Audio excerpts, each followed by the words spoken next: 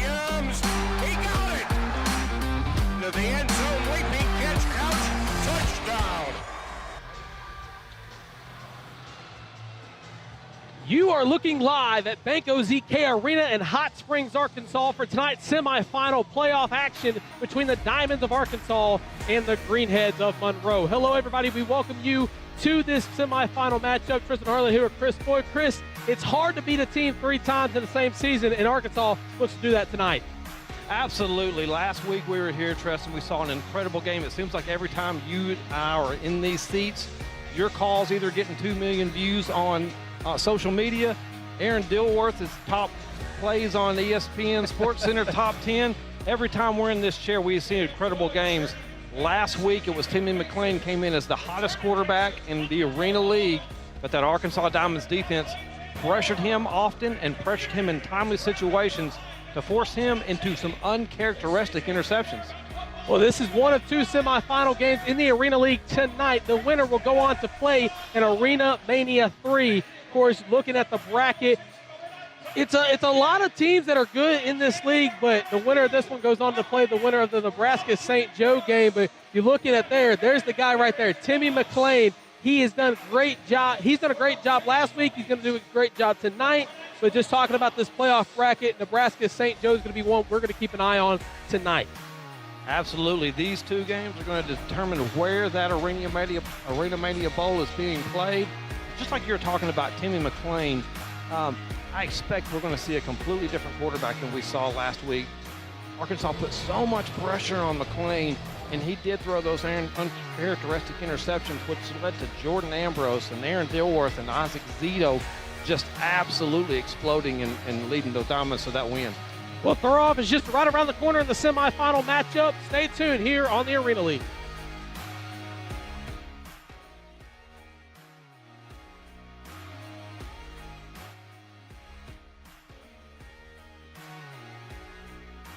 Oaklawn Hot Springs is here for when you need to break away, when you want to reconnect, when you say yes, when you deserve to treat yourself, when you decide to roll the dice, when you need to refuel, reset.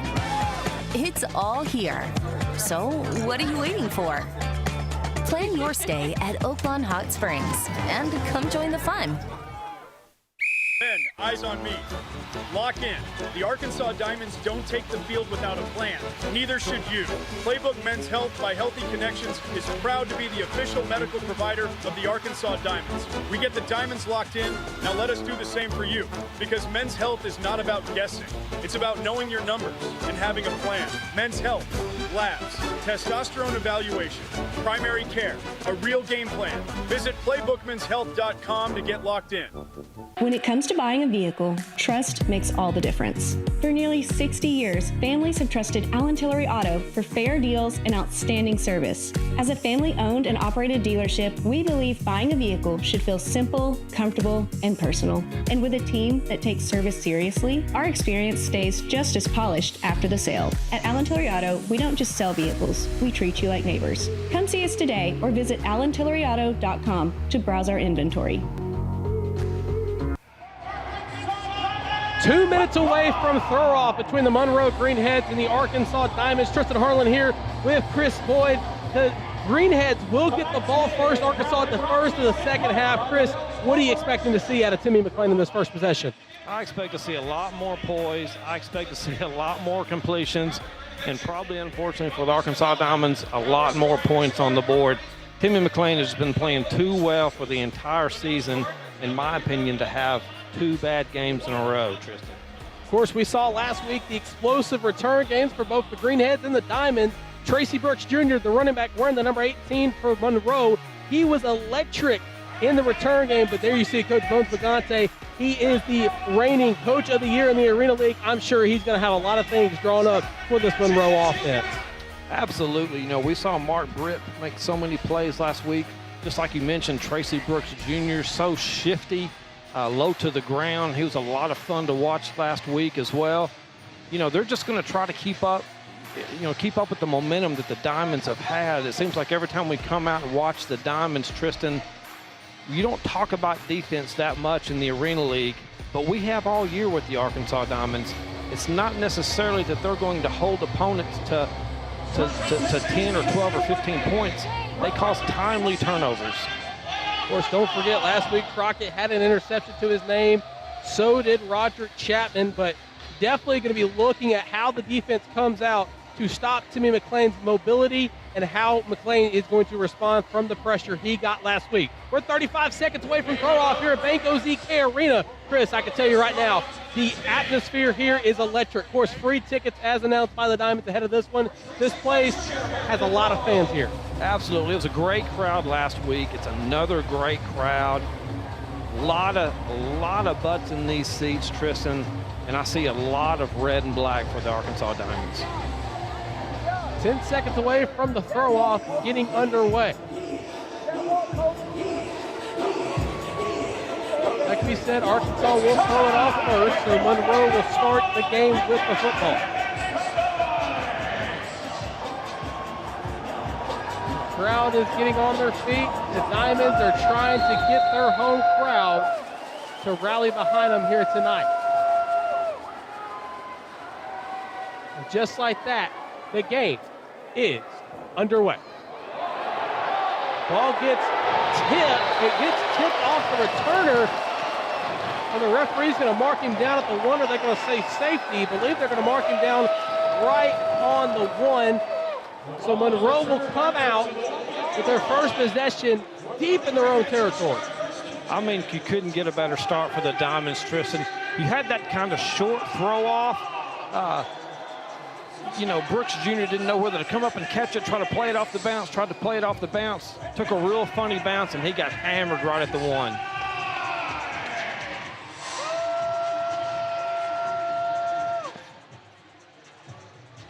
So Monroe will start, as we mentioned, with their backs against the wall. McClain surveys, throws it quickly, caught. We'll have about 5 on that one. That's hauled in by Frederick Lloyd. Second down coming up here for Monroe. Quick release to try to alleviate some of that Diamond pressure right there from McClain. We saw last week how the pressure was able to get to McClain from the Diamond and caused Timmy to really have to rely on the run.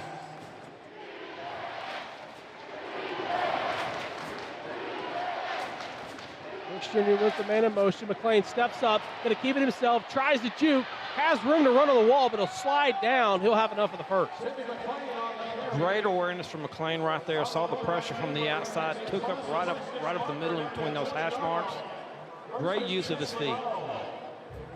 13:35 left to go here in the first quarter. The Monroe Greenheads are flying down the field.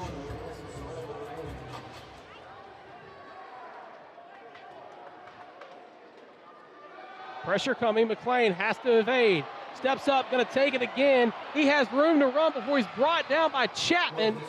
He'll have enough for another first down for Monroe. Another great situational awareness from McClain right there, Tristan. Saw the pressure from the outside. He did a great job of staying in between those hash marks. Again, another big gainer using his legs.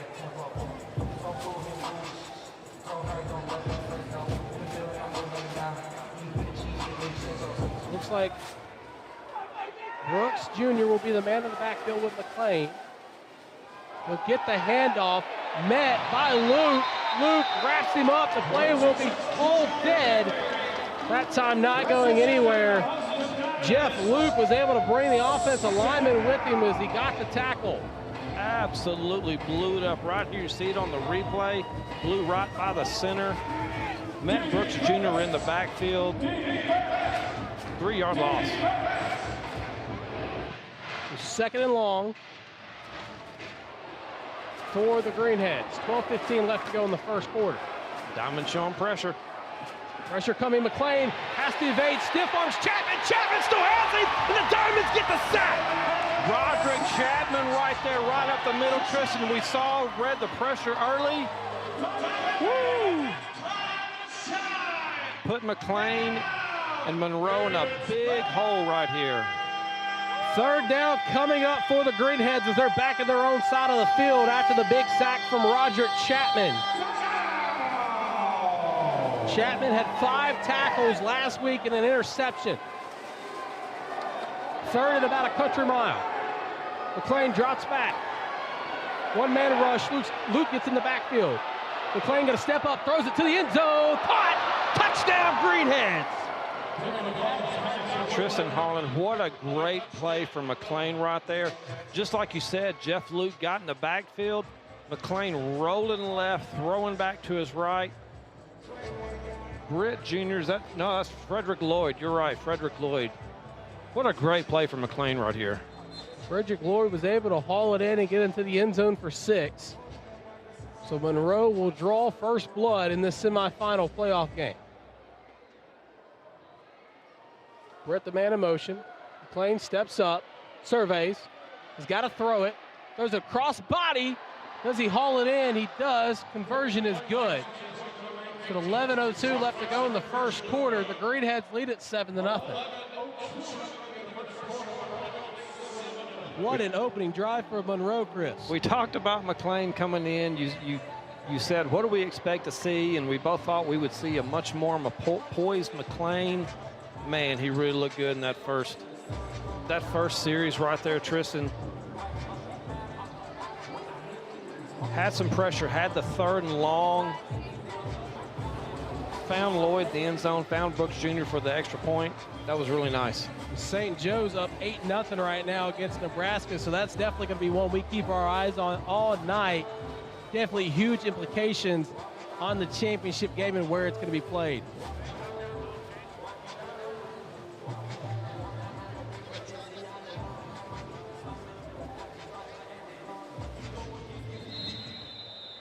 So Monroe will throw it off. After the touchdown, it's James Herrard will do the duties. I believe it was touched by one of the Diamonds. There's bodies flying everywhere. I'm not going to say the Diamonds were able to jump on it. I believe it was Simonot that was able to recover it.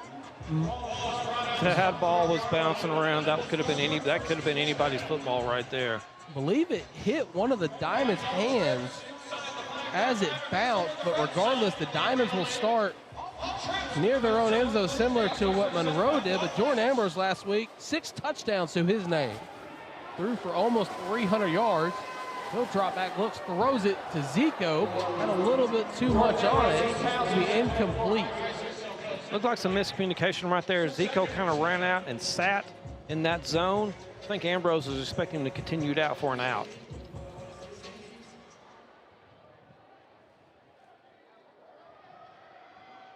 Troy Evans Jr., the one in the backfield with Ambrose. Ambrose going to keep it on the quarterback run. Ambrose not really going to gain much of anything on that one.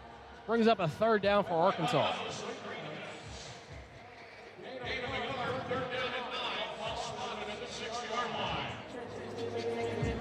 I think Trey Harlan had that clogged up right from the get on that called quarterback sneak. Ambrose calls for the snap, looks, throws it, that's caught. Near the wall, be brought down. That's Luke Dorsey with the reception. It'll be 4th and manageable, but hey, you go back and you look at that one, Dilworth was really wide open because the defensive back fell down as he was trying to get in the stance. He really was. You know, Monroe put a lot of pressure on Ambrose, and he got rid of it quick to Dorsey, but that could have been a touchdown to Dilworth right there. It'll be 4th down. Looks like Arkansas will elect to go for it.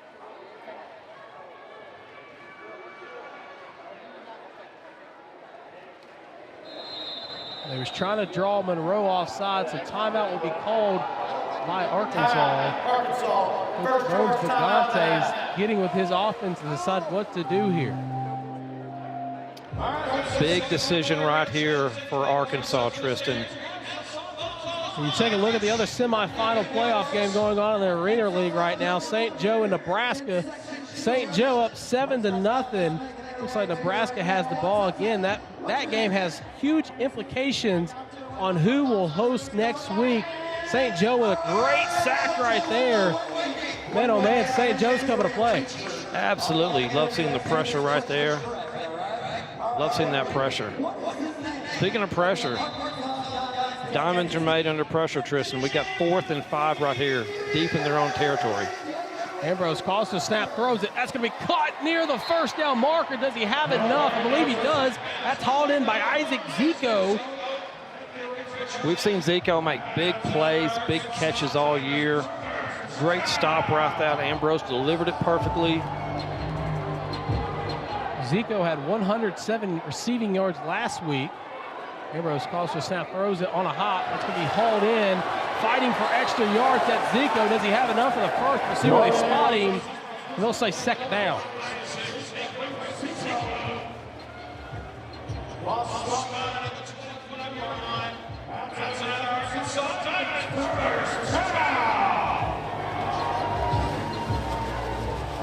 So it looks like it's going to be second and possibly 1 or maybe second and inches. Inches.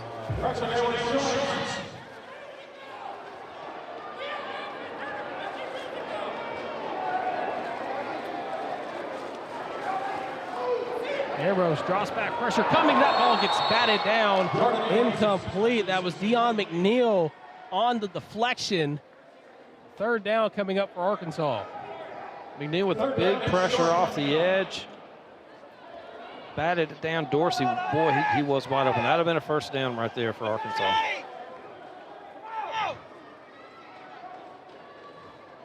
Ambrose looks, throws it. That's going to be caught enough for the first down. Hauled in by Zico once again. Isaac Zico came to play. 3 catches on this drive. 2 of them for first downs. Diamonds trying to get to that end zone. Ambrose, flag going to be thrown. Deep ball laying it up there. Incomplete. Tightly guarded was Dilworth. There's a flag back near midfield. Let's see what the call is. Illegal defense. The nose guard was not going down. 5-yard penalty, first down. I'm going to call legal defense on the Monroe Greenheads, so it'll be a first down for Arkansas. I believe they said the nose guard wasn't completely down in his stance. Yeah, I think they caught Trey Harlan sleeping right there. Dilworth wanted the pass interference flag as well, but it was a dead ball. So they're going to move it up closer to that end zone.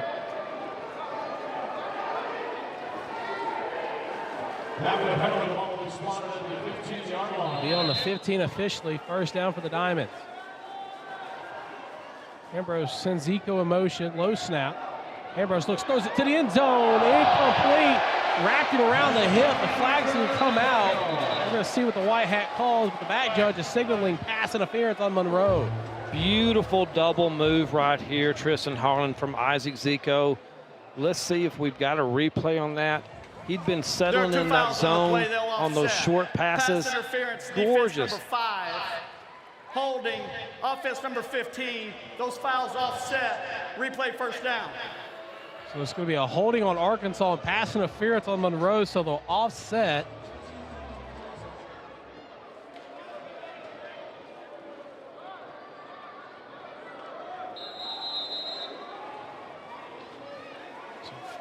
Penalties will offset. First down for the Diamonds. Ambrose looks, pump fakes, throws it near the wall. Incomplete. Nobody in the area. Second down coming up for the Diamonds.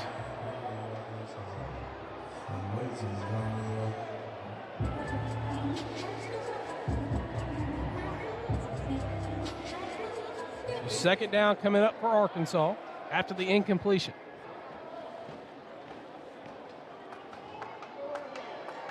Like Ambrose will be in the gun. Zico, the man in motion. Ambrose going to roll, throws it, caught by Dilworth near the wall. We don't have enough for the first down. Great catch on Dilworth.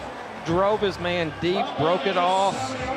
Beautiful delivered ball from Ambrose. Ambrose just rolled out, found Dilworth, where only Dilworth can catch it. Inching closer to that Bud Light red zone. Now Carter comes in. Tez Carter had a couple touchdowns to his name as well. They're going to hand it off to Carter. Carter bounces to the right side, has room to run, but he gets flipped on his cap, and he'll be short of the end zone. Tez Carter's always fun to watch, Tristan. Got the handoff, went in motion, got the handoff, lowered the shoulder, made a move. Let's see if he gets it again. Carter 2 touchdowns last week against this Monroe team. He scored his first one in a similar situation that they're in right now. So it's second down. Zico in motion. Ambrose going to shovel it to Carter. Carter loses the ball. He gets down, but it's recovered by Arkansas. Dilworth was the one that jumped on top of it. The ruling of the field is an incomplete forward pass. Third down. So they're going to say the ruling on the field is an incomplete forward pass, and Tez Carter just could not bring down the rock.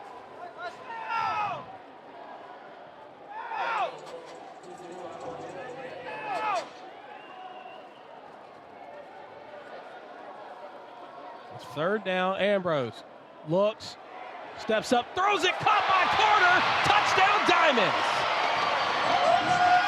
Tez Carter stepped up, led a little bit of a block, slipped off that block into the flat. Ambrose found him. Touchdown, Arkansas. It's kind of a high throw there. We're going to see on the replay. Ambrose just put it pinpoint right where Carter could come down with it and get in the end zone for 6. Yeah, that was a nice catch by Carter. He had to go up and grab it a little bit. Of course, Carter was live on Instagram earlier and found out it's his son's birthday, so happy birthday to Carter's son. Is going to go for the point after touchdown here. Ambrose rolls, looks, throws it.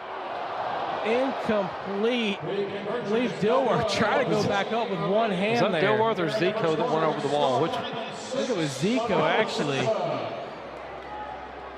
Usually it's Dilworth going up there trying to get those. Zico trying to get on ESPN Sports Center top plays this week right there, Tristan. So after the failed extra point, our score, Greenheads 7, Diamond 6. With 4:28 left to go here in the first quarter. Sparks are flying early, Chris. Absolutely, 7-6 Monroe. We expected McLean to come out. You know, they came out, McLean played so well on that first drive, but just like we've seen all year long, when Jordan Ambrose has the ball in his hands, he just makes high IQ, good plays. Back to a one-point game. Be interesting to see what type of pressure we see from Arkansas on this drive. Of course, the Diamonds already able to get back into the backfield. They just have not been able to contain the scramble.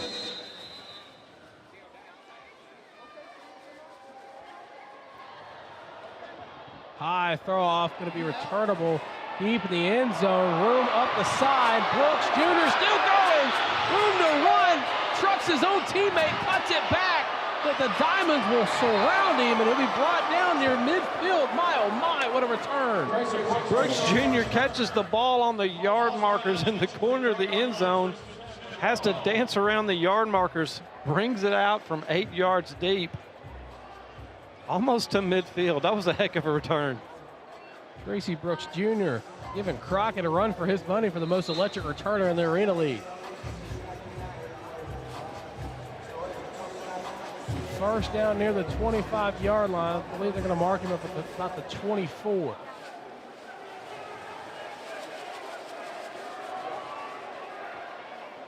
Low snap, McLean going to throw it, dumps it off, room to run. Chapman able to wrap him up and brought down. That C.J. Brown with a reception. McLean saw that pressure right up the middle, found CJ. Good pitch and catch.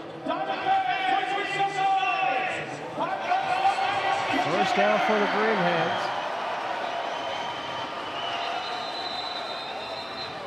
Timeout called.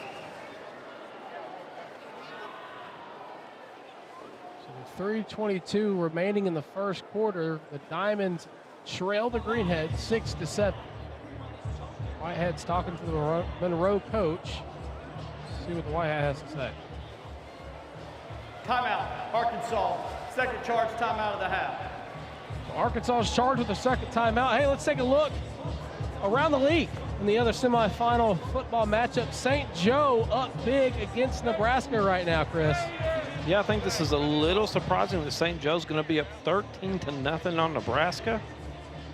Nebraska, of course, 7-1 coming into this game, so sure Nebraska's going to have to go into the quarter break to kind of shake the cobwebs off, because a lot of people didn't think St. Joseph was going to be able to come out and be this well ahead of Nebraska this early. So after the timeout, 3:22 remains in the first quarter of our game. The Greenheads leads it 7-6. The first down for Monroe as they're flying down the field. They're in Arkansas territory. Looks like Arkansas bringing some pressure. McClain going to throw it off his back foot, back pedals into the end zone. Touchdown for Monroe. C.J. Brown hauls in the touchdown. Monroe goes up 13-6. Boy, Timmy McClain looks really good. Found C.J. again and again. Tristan, that is C.J.A.Y. C.J. earning all 4 of those letters in his first name right now. Looks like Monroe has figured out the Arkansas defense early. Rocket come around the left side, overthrows the PAT attempt. It's no good. So 3:02 left to go in the first quarter of our game. The Greenheads lead it 13-6.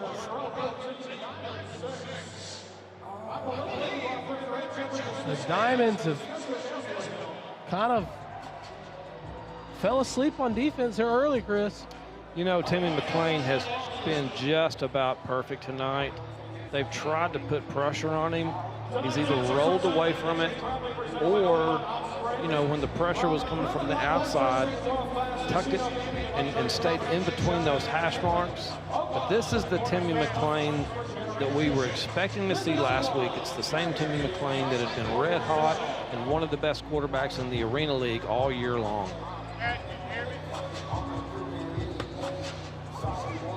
So waiting to throw off from the Greenheads.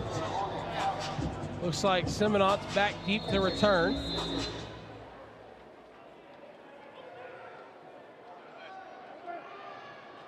That was going to be returnable. Simonot cuts it back, still on his feet. Burst of speed. Simonot has somewhere to go.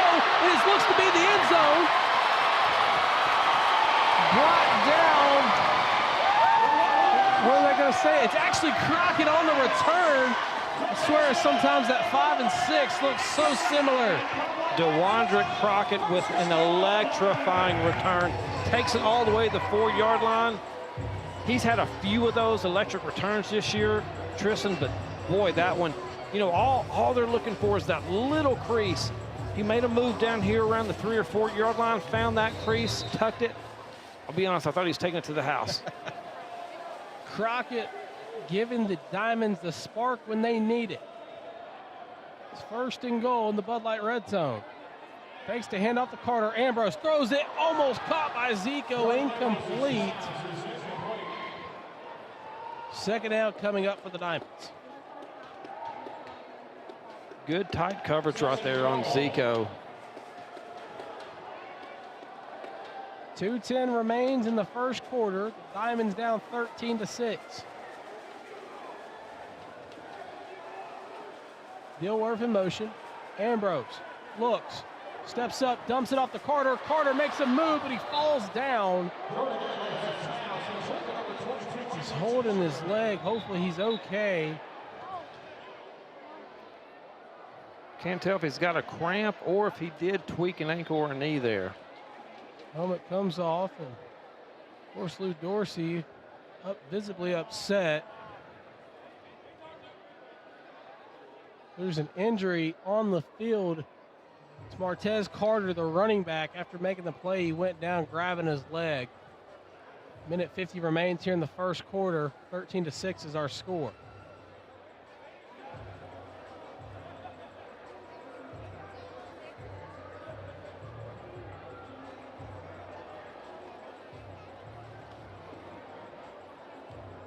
So kind of looking around the league while Carter gets tended to. Still 13-0. There is a flag on the field. Minute 13 left to go in the first quarter. Another call offsides on the defense there in the Nebraska-St. Joe game.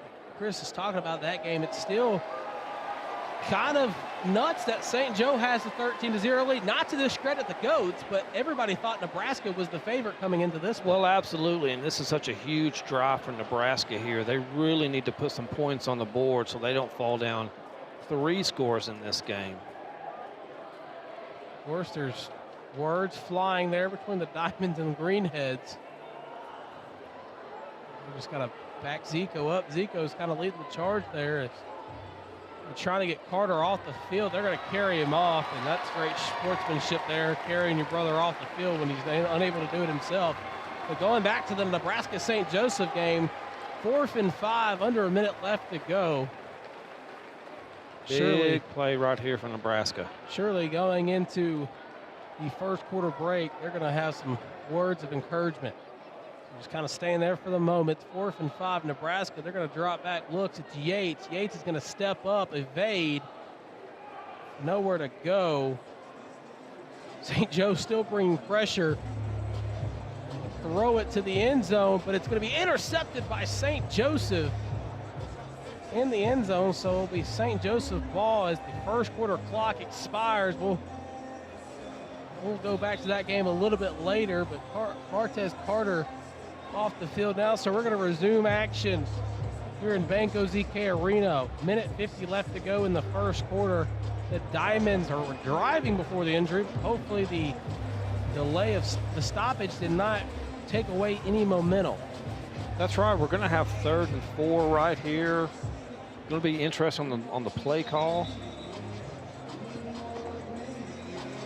So no Tez Carter to go to in the end zone. That's usually one of the Diamonds' go-to players right here, whether it's a handoff or throwing to him in the flat.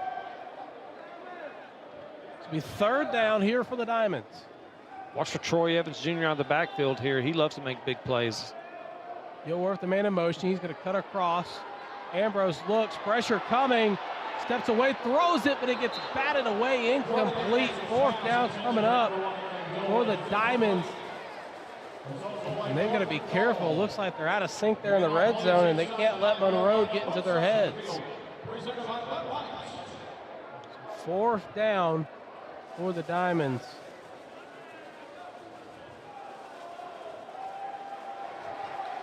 "12 seconds on the play clock. Just under a minute left to go in the first quarter. Zico, the man in motion. Ambrose calls for the snap. Pressure coming. Ambrose tries to backpedal. He's getting wrapped up. Shovels it to Dorsey. Dorsey gets in. Touchdown, Arkansas. What a play by Jordan Ambrose. Under pressure. Had a hold of Jordan Ambrose. 2-hand shuffle pass to Dorsey for the touchdown. Jordan Ambrose. Ambrose knowing where he is on the field and where his receivers are. But after all that, 48 seconds remain. They're still down a point. So looking to tie things up before the end of the first quarter is Arkansas. How about the 2-hand shovel pass? Well, they say the Arena League is some of the most exciting football you can watch, and for plays like that right there.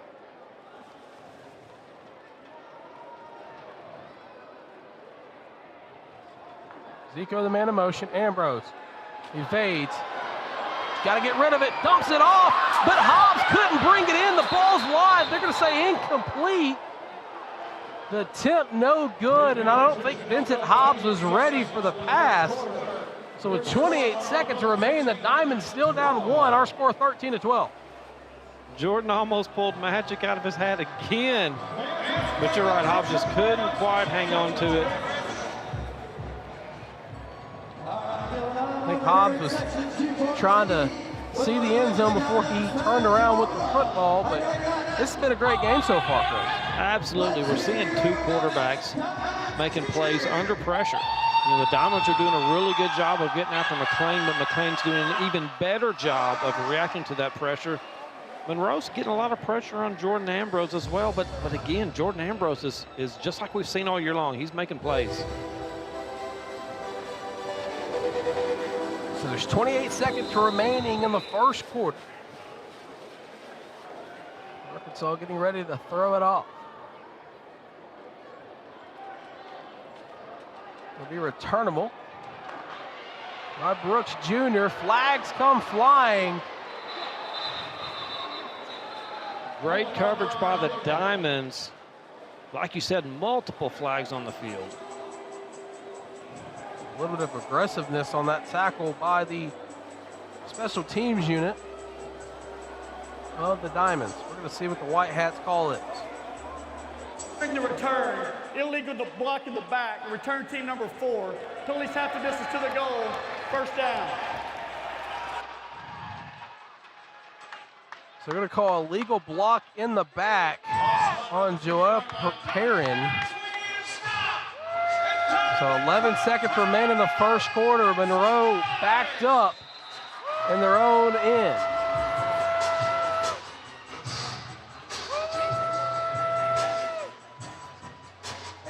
I believe the first quarter buzzer will sound, and the clock ran.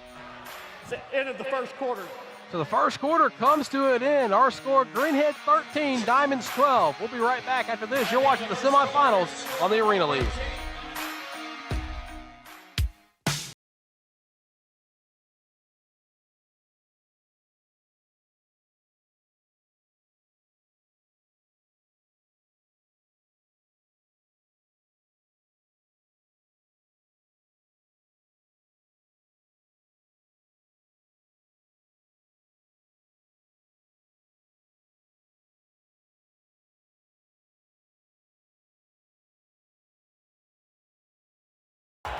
What if you could talk directly to your favorite Arena League player? Welcome to VIP Ballers, a social media platform where you can get direct access to your favorite player, DM them, get training for your young athlete, mentorship, personalized videos, and exclusive content. All you need to do is head to VIPballers.com, sign up, and follow your favorite Towel player.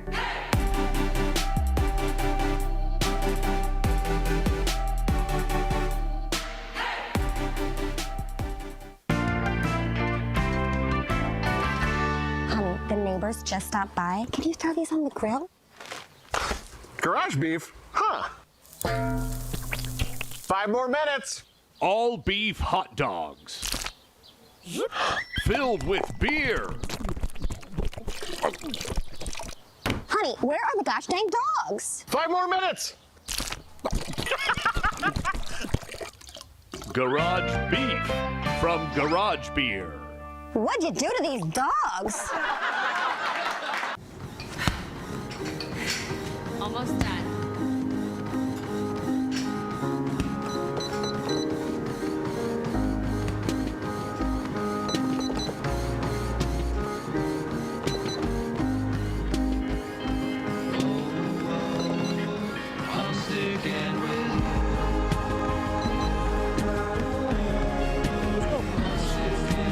Come on, man. Let's get it.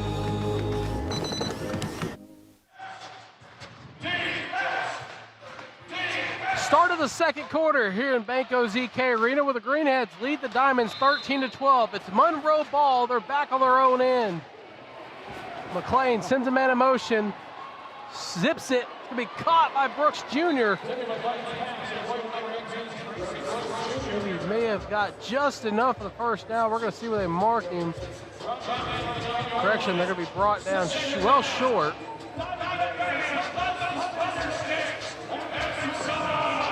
So second down here for the for the Greenheads.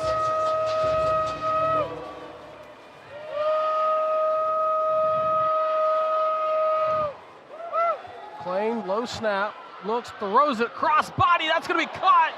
Breaks one tackle, still burst of speed, touchdown Monroe. Quad Smith takes it to the house as the Greenheads flock to the end zone. Quad Smith goes up, makes the catch. Looks like, let me see who on the replay here looked like trying to go to bat the ball. Then Quad turned on the afterburners. Gave the little peace sign about the 2-yard line, Tristan, for the touchdown. Electric. Monroe gets into the end zone. They lead it 19-12. Playing pressure coming. It's Hunt and Luck. Throws it deep. Does he come down with it? No. Incompletion on the try. It's no good. So 13:34 left to go in the first half. Our score 19-12. Greenheads are in the lead. Just like last week, Tristan, that game was back and forth, back and forth. Here we go again, back and forth, back and forth. Another exciting game.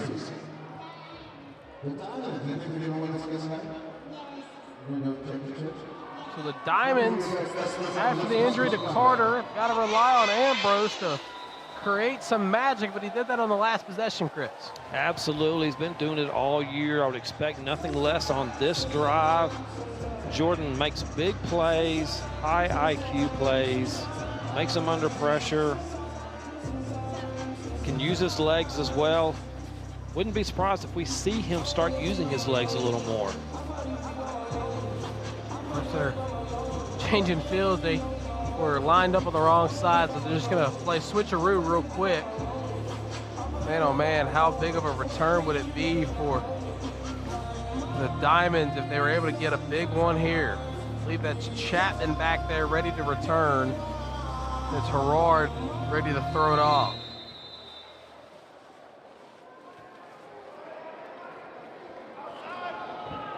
Chapman receives it.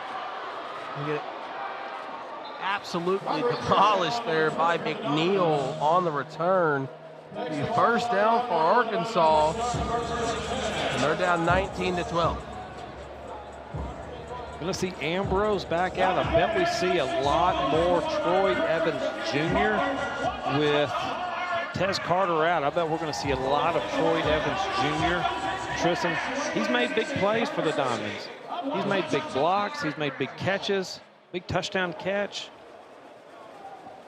I hope Martez Carter is okay. So first down for the Diamonds. Zico, the man in motion. Ambrose throws it, caught. Hauled in by, I believe, Lou Dorsey. Gains a couple on that play. Bring up second down. Quick pitch and catch between Ambrose and Dorsey there.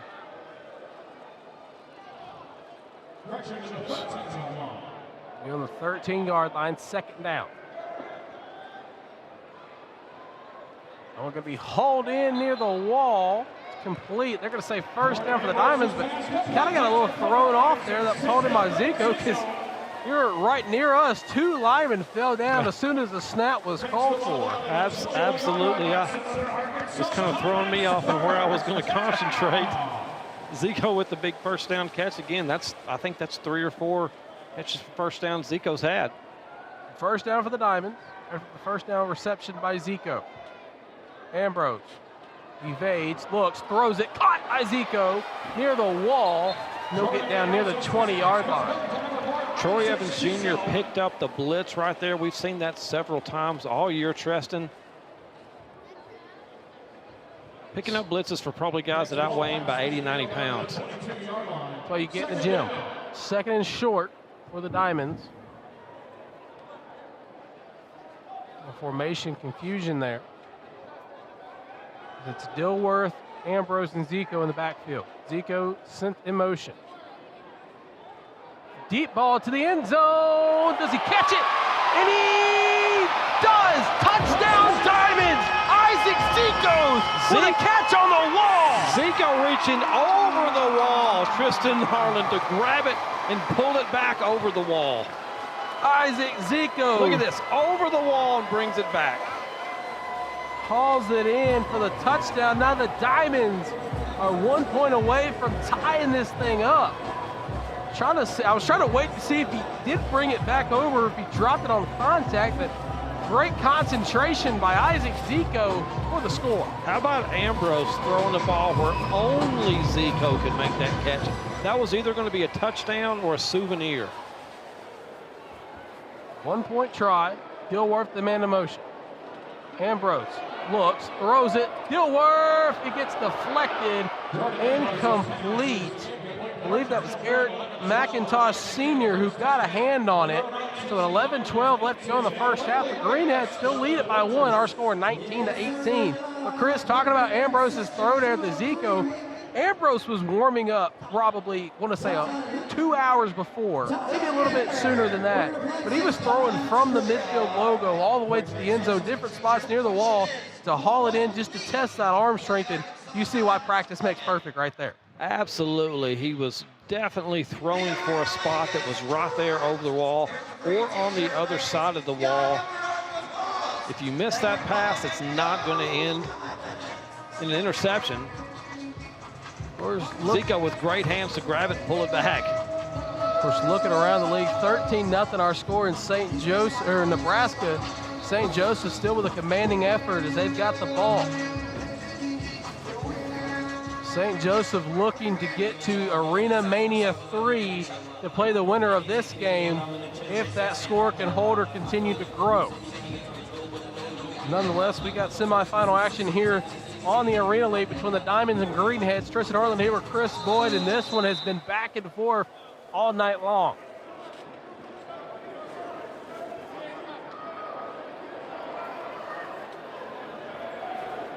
Waiting to throw off from the Diamond. That one high. It'll be returnable in the end zone. Brooks Jr. trying to go somewhere, but doesn't go anywhere. Great high throw off. Gave the kickoff team time to get down there. To not let that shifty Brooks Jr. catch a crease. We talk about how great the Arena League is, but just talking about how much of a close-knit community it is. The owner of the Memphis Hound Dogs is actually in the VIP box directly to my right down there with some of the members from the team. It's good to see representation from all around the league. Of course, some of the commissioners are here. The owner, Tim Brown's here, former Heisman Trophy winner, member of the Pro Football Hall of Fame, your favorite Raider of all time. Absolutely. I'm a pained Raider fan for life, but Tim Brown is definitely my all-time favorite. The Greenheads have the ball. McLean dumps it off. Going to be caught. Be met low, be hauled in. I believe we're going to see who caught that. It was number 12, C.J. Brown, on the reception. McLean again showing poise in the pocket, delivering the ball. C.J. Brown comes up with a catch. McLean's looked really, really good so far in the first half, Tristan Harlan. Timeout, Arkansas. It's their third and final timeout. Speaking of looking good, Monroe brought a pretty good visitor section over here, all wearing orange. We've seen them get into the game several times. Of course, Arkansas calls their last timeout, but talking about St. Joseph, Chris, let's take another look in while we have a moment. 20-6 is our score in Nebraska. 7:31 left until the first half ends there. There's a flag, not sure exactly what happened, but looking like there's a little bit of a scuffle. But man, oh man. Again, just talking about the St. Joseph Goats, they have been playing phenomenal in that one. Absolutely. Looks like they just scored, dumped a Nebraska player over the wall. And of course, Nebraska took issue to that. But that's what you're going to see on a night in and night out basis in the Arena League, Tristan. It's excitement no matter what. Back here at Banco ZK Arena. Second down for the Greenheads. McLean fakes the handoff, rolls out, throws it off his back foot, and it gets tipped. Chapman flies over. Somebody's got a souvenir. But somebody check on Roderick Chapman. I thought Roderick Chapman may come up with another interception. That ball was tipped around.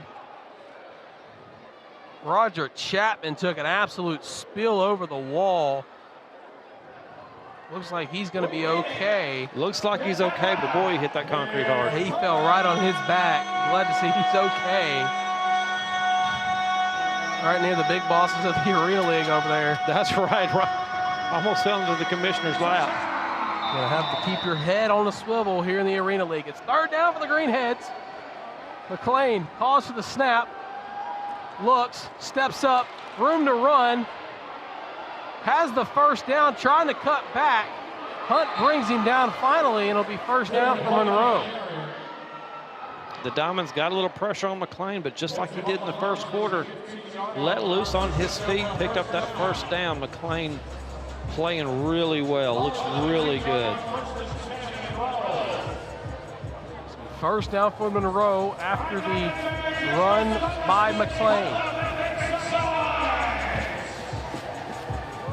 9 minutes remain here in the first half. Diamonds out of timeout. McLean steps up, almost slips on the turf. McLean gets taken out by the ankle. Not enough for the first, but man, he hit the floor hard. He sure did. How about Shaquez Bond just stepping up on McLean right there. Great open field tackle. And able to get a hand on the cleat and flip Timmy McLean. So second down here for Monroe as they're driving down the field. Primes comes off for Arkansas. The fans are chanting for the defense.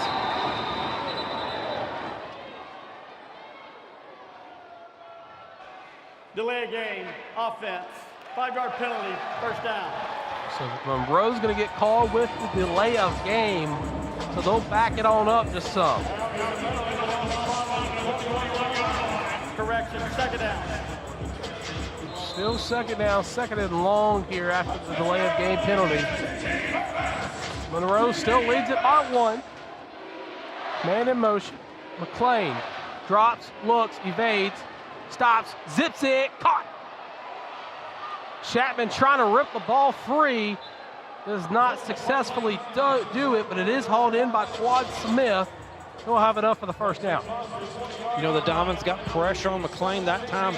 Did cause him to get outside that hash. He couldn't take off running. But how about McLean just biding time until he found an open receiver and delivered a strike.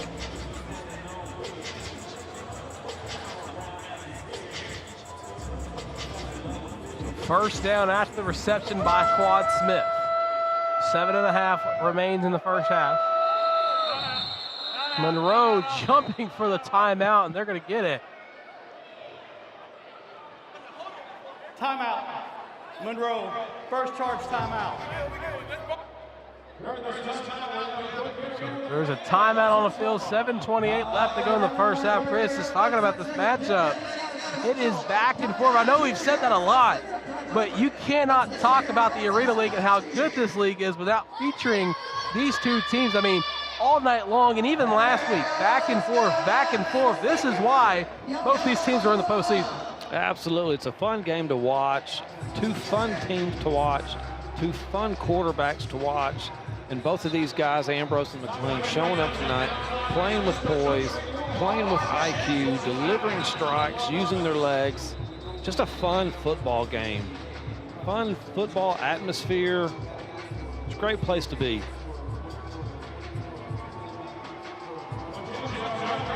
I think people at Oaklawn could have called that timeout for Monroe's coach.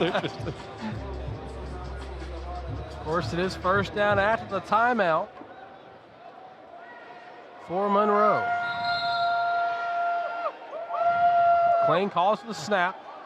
Time to throw. Luke gets back there. He's going to step up, take off himself, room to run to the end zone. He gets in. Touchdown, Monroe. McLean stepped up once again in those hashes, used his legs, scampered 25 yards for a touchdown. Boy, Timmy McLean just breaking out the entire arsenal right here. Timmy McLean burst to speed. Only one place to go, and that was the end zone. Nobody was going to lay a finger on him there. So 7:18 left to go in the first half. Our score, Monroe 25, Arkansas 18. Monroe going to go for the conversion here.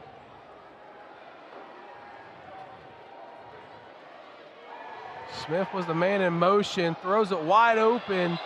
2 flags come out. The try was good for the moment, but we're going to see what these flags were called for.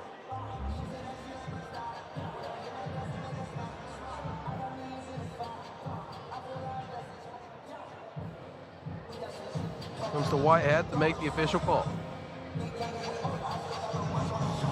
Holding, offense number 9, 10-yard penalty, retry. So the holding will be called on Monroe.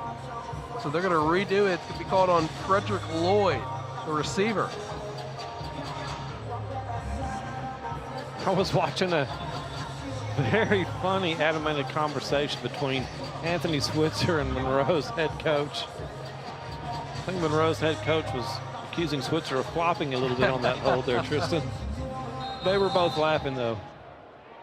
So Monroe's going to go for the try again after the holding penalty.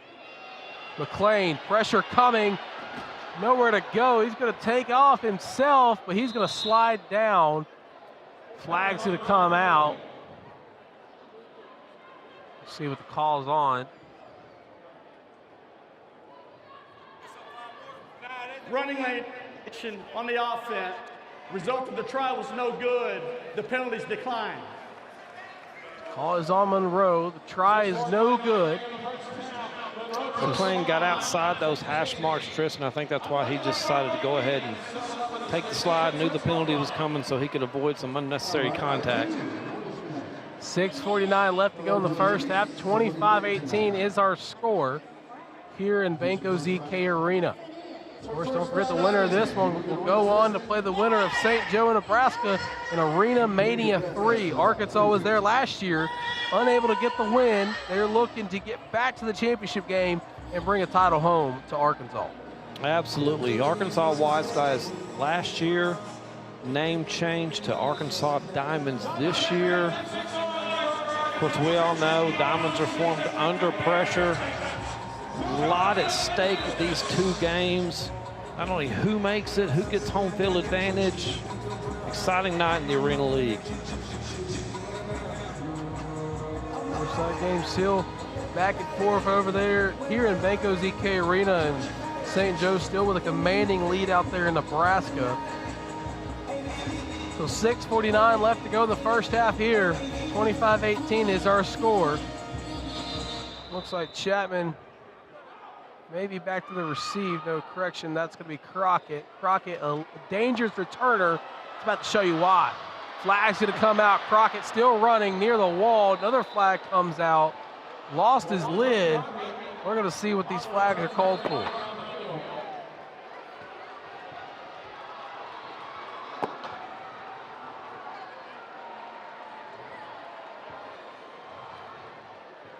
Monroe fans are There are 2 fouls on the play, both by the return team. Holding during the return number 6, that penalty's declined. Block in the back during the return number 18, that penalty's accepted. Half the distance to the goal, first down. The flags will be on number 18 Hamilton and number 6 Seminole. So the Diamonds will be backed up deep in their own end for this possession. I think the Diamond players and the Diamond fans were looking for maybe a little unnecessary contact on the hits after the contact with the wall over there. 6.5 left to go here in the first half. Dilworth's in motion. Ambrose looks, throws it high. Somebody's going home with a souvenir. I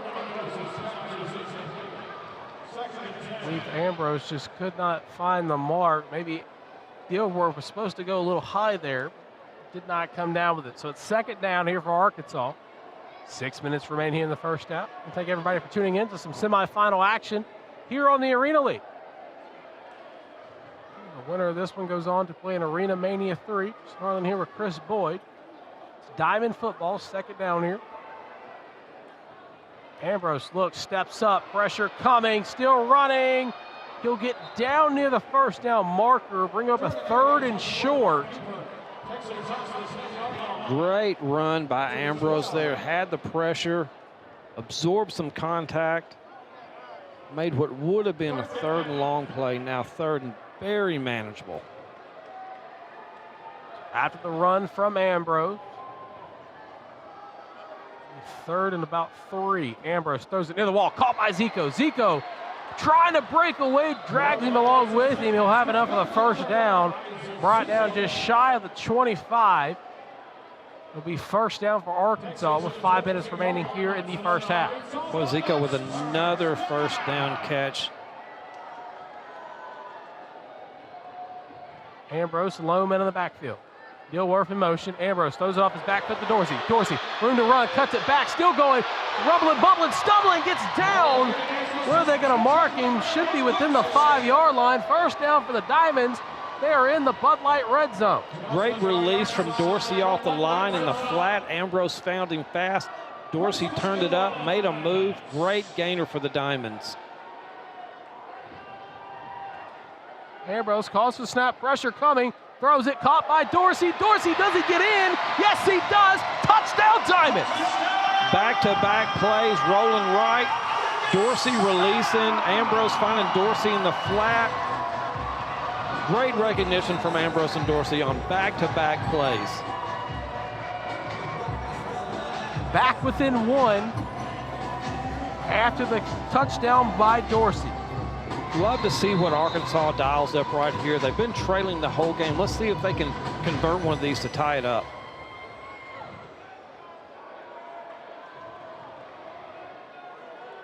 So Zico will be the man out left. Evans Jr. will be the one being sent in motion. Ambrose calls for the snap, steps up, looks, throws it, hits the wall, it gets caught, Zico brings it in, the try's good. That throw was meant for Aaron Dilworth, bounced off the wall. Zico, just at right place, right time, Tristan Harlan caught it.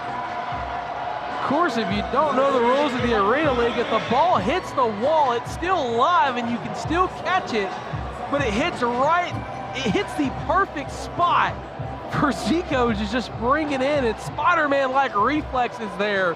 Hauls it in, now we're all tied up at 25. Are we going to have another Arkansas Diamonds play on SportsCenter Top 10 plays after that one?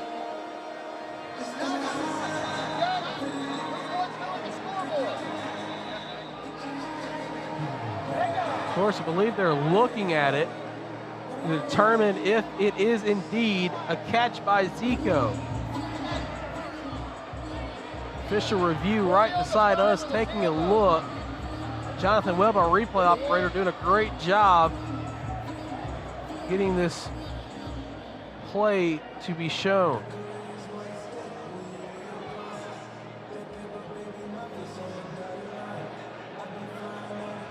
It's been really interesting to sit beside the replay booth and watch and just see how it happens. It's really interesting. The result of the ruling on the field was a completed catch. The previous play is under review. Tristan Harlan, I noticed you moved your chair about 3 feet over from me. Is that because I hit you too much during the game? No, my friend, it's just because I like a little extra room to kind of sprawl out and really just have room to maneuver.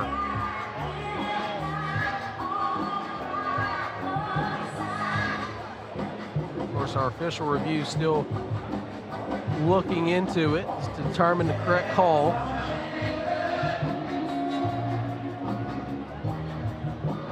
Seeing that the ball may have touched the ground. Yeah, two things to look at here. Did the ball touch the ground on the initial ricochet off the wall? And the second thing they're looking at is, did Zico actually grab it, catch the ball before it bounced off the turf?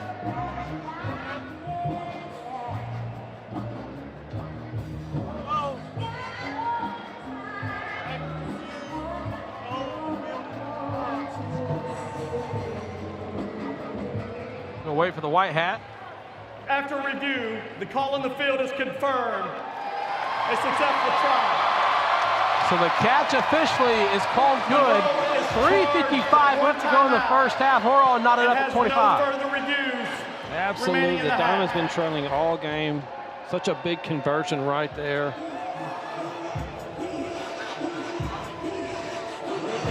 Going to be interesting on this series again. What type of pressure does Arkansas dial up? How does Timmy McClain respond to that pressure? He's responded great all night long. Wouldn't expect anything less from him on this series. Chris, I want to go back to your previous statement about our chairs being so far apart. Listen, I know you just got in from Dallas, so I'm sure you're being used to being cramped near people. So I'm trying to give you a little bit of space as well.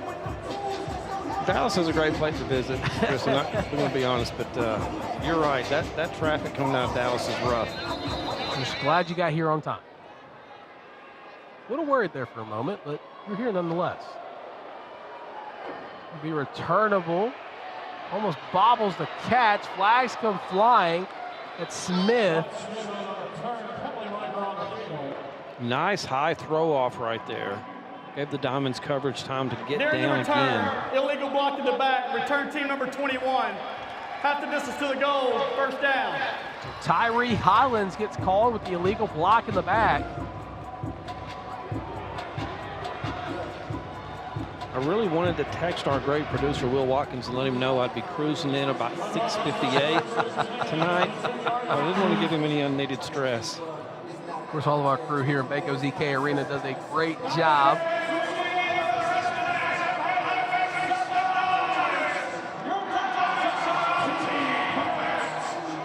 With 3:43 left to go in the first half. 25-25 is our score.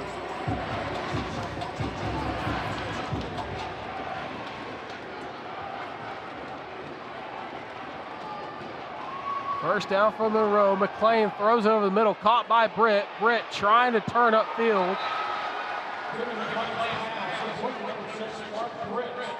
Great defense from the Diamonds, keeping Britt in front of him. Short completion from McClain. 3:10 left to go. We're in the first half. Monroe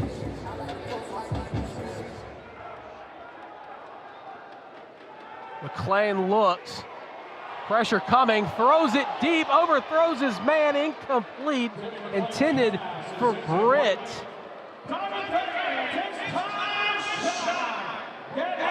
Big third down play coming up here, Tristan Harlan.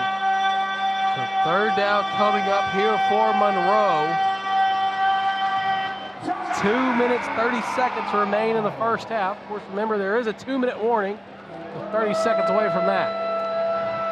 Let's see what the Diamonds dial up here. So third down for Monroe. Man in motion, McClain. They're going to call it dead, delay of game, and that should be a safety, depending on where they're spotted at.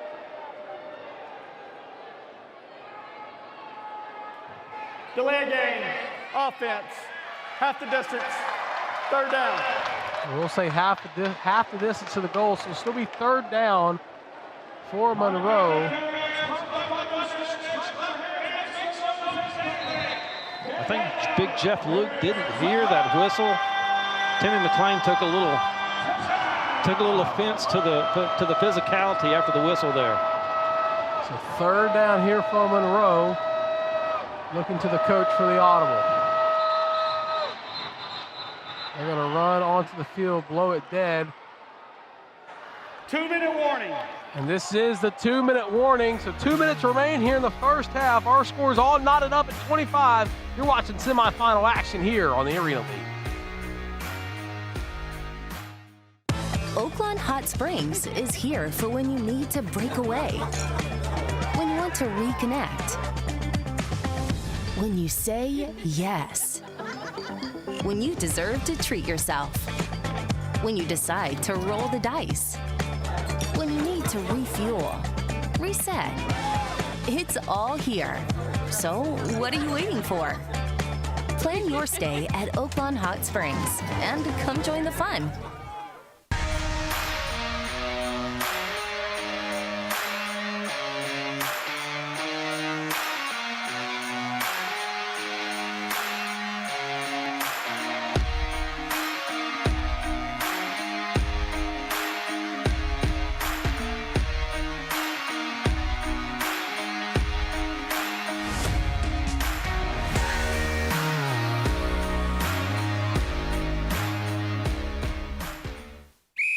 Eyes on me. Lock in. The Arkansas Diamonds don't take the field without a plan. Neither should you. Playbook Men's Health by Healthy Connections is proud to be the official medical provider of the Arkansas Diamonds. We get the Diamonds locked in. Now let us do the same for you. Because Men's Health is not about guessing. It's about knowing your numbers and having a plan. Men's Health, labs, testosterone evaluation, primary care, a real game plan. Visit playbookmenshealth.com to get locked in. When it comes to buying a vehicle, trust makes all the difference. For nearly 60 years, families have trusted Allen Tillery Auto for fair deals and outstanding service. As a family-owned and operated dealership, we believe buying a vehicle should feel simple, comfortable, and personal. And with a team that takes service seriously, our experience stays just as polished after the sale. At Allen Tillery Auto, we don't just sell vehicles, we treat you like neighbors. Come see us today or visit allentilleryauto.com to browse our inventory. Back here after the 2-minute warning, 25-0 is our score. It's third down for Monroe. Their backs are into the end zone. McLean steps up, looks, pressure coming, backpedals, throws it, incomplete. Fourth down coming up for Monroe. We were super close to a safety right there, Tristan. Timmy McLean just got rid of that ball. Came up a little gimpy on his ankle. Looks like Monroe's going to surrender the ball on this fourth down. I see Tim limping back to his sideline. Monroe will surrender. A minute 52 left to go here in the first half.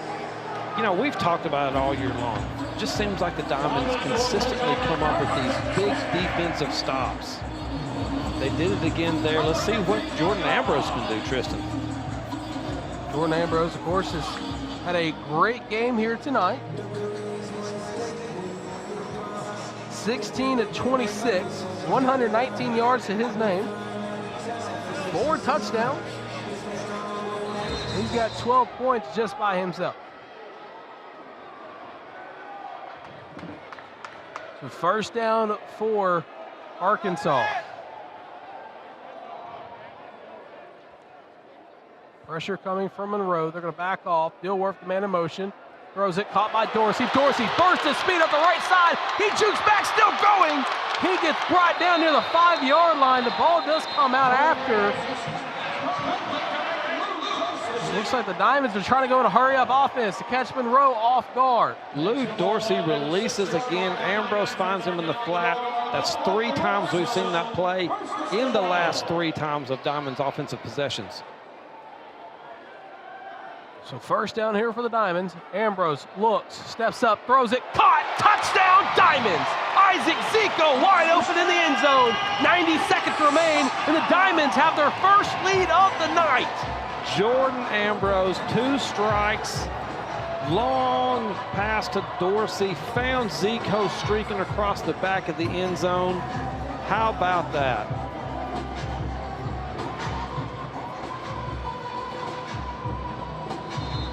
.90 seconds remain. The Diamonds get their first lead of the night. 31-25 is our score. High snap, Ambrose looks, steps back up, has to throw it, caught by Dilworth. Dilworth found a gap in that zone, in the back of the end zone. Ambrose rolling to his left, avoiding pressure from Monroe. We've got a 7-point lead from Arkansas. Arkansas was just down 7, Tristan Harlan. 14 points in the Arena League is just like that. I'd have to see another look at it, but I think Ambrose threw that without looking at Dilworth to throw the defense off guard after he rolled back to the left.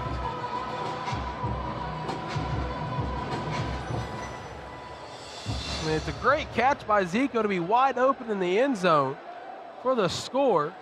Like I said, I think Ambrose, no look, just kind of threw it. Little Patrick Mahomes action. We've already seen it once with the little 2-handed shovel pass. 1:22 remains here in the first half. The Diamonds lead it 32-25. I want to thank everybody for tuning in to the semifinal action here on the Arena League.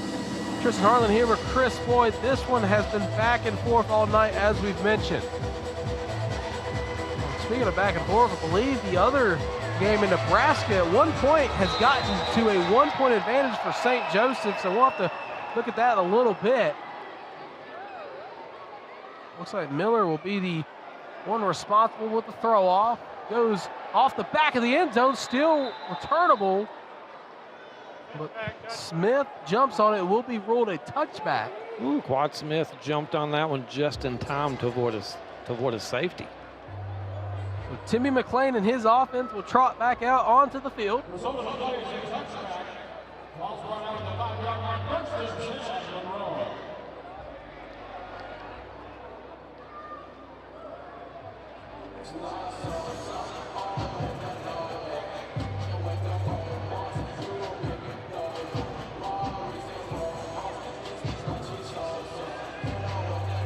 So 1:22 left to go in the first half. Diamonds lead it. McLean comes back out onto the field with his offense after surrendering the ball last time out.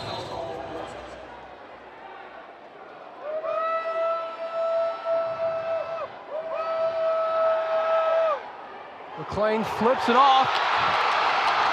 Did we was have an an interception on the interception? sideline? I believe we had Chapman. an interception on the sideline. Let's wait for the call. Chapman dove for it. They're saying touchdown Diamonds. Of course, the wall is right. It was right in that wall where we couldn't see it. I saw Chapman lead, but I wasn't sure if he caught it or if he just deflected it. Gonna have to wait to see a replay of what happened. Ooh, I need a replay on that one. All the Diamonds players for sure acted like it was an interception. Here we go right here. McLean flips it, and Chapman just rolls right into it and takes the ball, and the Just took referee it out away. of it. Chapman just takes the ball away. And gets The up rolling on untouched. the field is an interception and out of bounds at the 1 yard line. It'll be Arkansas's ball, first and goal at the 1. So White Hats says interception down at the 1. What a play from Roderick Chapman. He's made big plays all year long. Steps in front, takes the ball away. See if maybe I think Arkansas. that was C.J. Brown. He just took the ball away from C.J. Brown. Looks like there won't be an official review. So it'll be first and goal for the Diamonds in the Bud Light red zone. Zico, the man in motion. Ambrose hands it off to Evans. He'll get down. 65 seconds remain.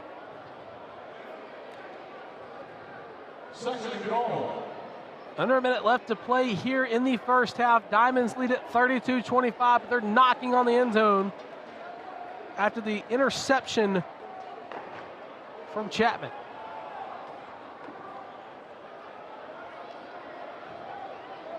Seven seconds left to go in the play clock. Chapman comes out.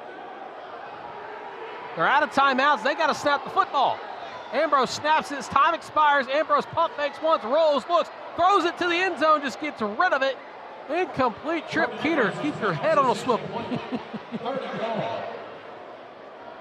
Arkansas just barely avoided running the play clock out there. They're going to be content with running as much time off the clock as they can, but definitely didn't want to get a penalty right there.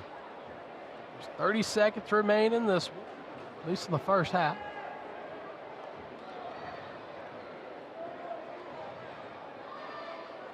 Evans Jr., the one in the backfield with Ambrose. They're going to fake the handoff. Looks, floats it up. Deflected, incomplete. Intended for Lou Dorsey on the play. Be fourth and goal in the Bud Light red zone for the Diamonds. Aaron Dilworth comes back onto the field. Little read action from Ambrose out there. Pulled it from Evans Jr., toss it up. Hoping Dorsey could come down with that catch. 7 seconds left to go on the play clock. Ambrose sends Dilworth in motion. Ambrose looks, throws it, flags are thrown, but it's intercepted by Monroe. He gets tackled as soon as he catches it, but we're going to see what the flag is for. Be interesting to see. Looks like maybe some illegal contact here on the defense. It's going to be a big call. Waiting the official ruling from the White Hat.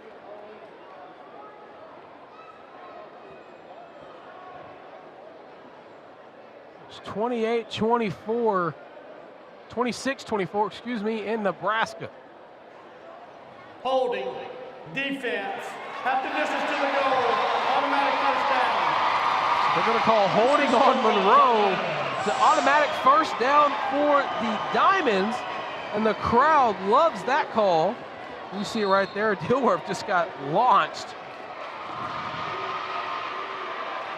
So first and goal for the Bud Light red zone. High snap. Dilworth's got to, or excuse me, Ambrose got to jump on it. It'll be Monroe football.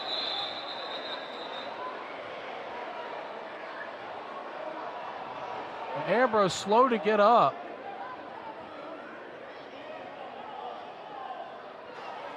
Illegal defense, 93. Having this to a goal, first down. And they're going to call illegal defense on Monroe. So it'll still be Arkansas ball, 11 seconds remaining. Did they catch Trey Harlan again with his hand not set? Tristan, I'm not sure. There. I don't think anybody was set on that play. So still be first and goal here for the Diamonds. 11 seconds on the play clock. Now under 10.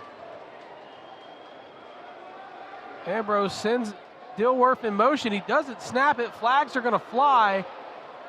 Got to get rid of it. He's just going to throw it over to Carey, our cameraman.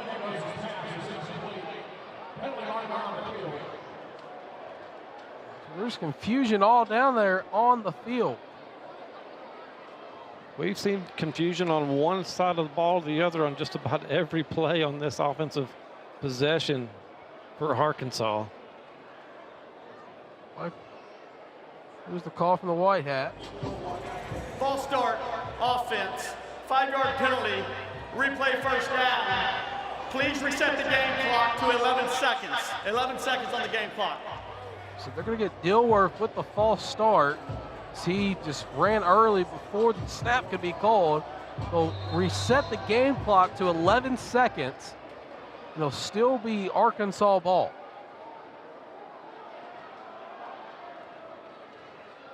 Ambrose calls the snap, pressure coming, flag's going to come out. Hamilton bats it away.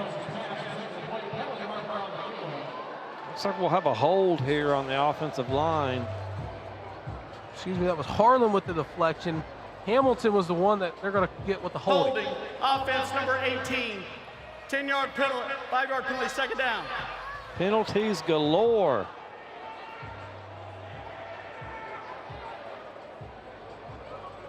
So the longest 15 seconds of your life, Chris. 7 seconds remain now. 32-25, still the score. Diamonds have the football, backed up after the penalty. See if we can have a play without any tissues on the Tundra.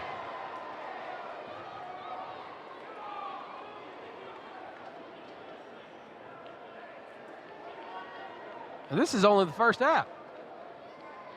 We still have a whole another half of football to play. Of course, the winner of this one will go on to play in Arena Mania 3. We'll play the winner of St. Joseph in Nebraska. Ambrose, pressure coming, throws it end zone, incomplete, no flags.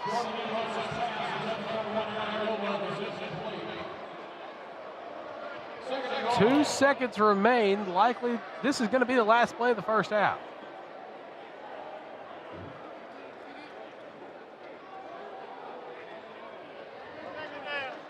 So it's second down.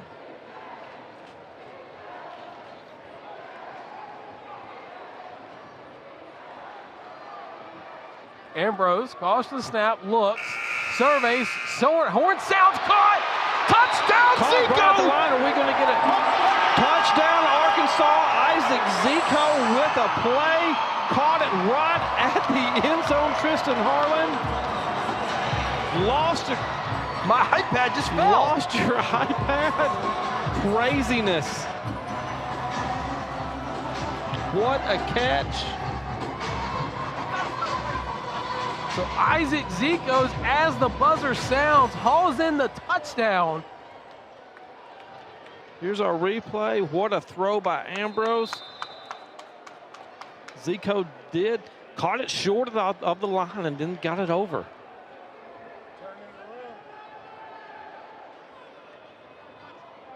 Ambrose sends Zico in motion, looks, throws it, wide open, caught.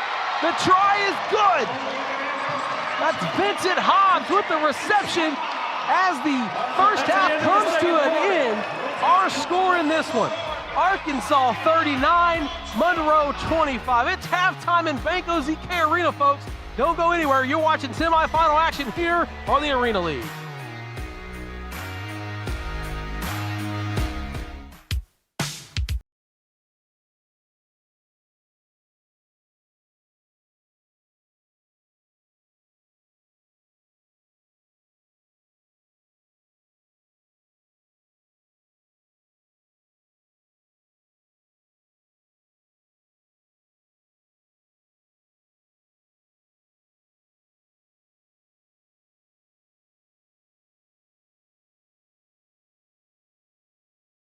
What if you could talk directly to your favorite Arena League player? Welcome to VIP Ballers, a social media platform where you can get direct access to your favorite player, DM them, get training for your young athlete, mentorship, personalized videos, and exclusive content. All you need to do is head to VIPballers.com, sign up, and follow your favorite Tal player.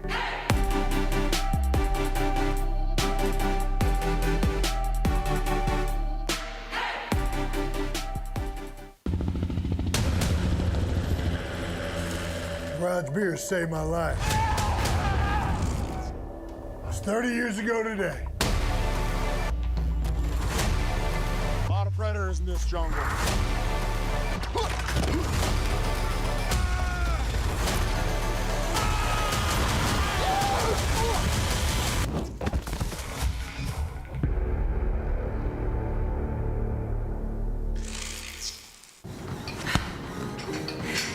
Almost done.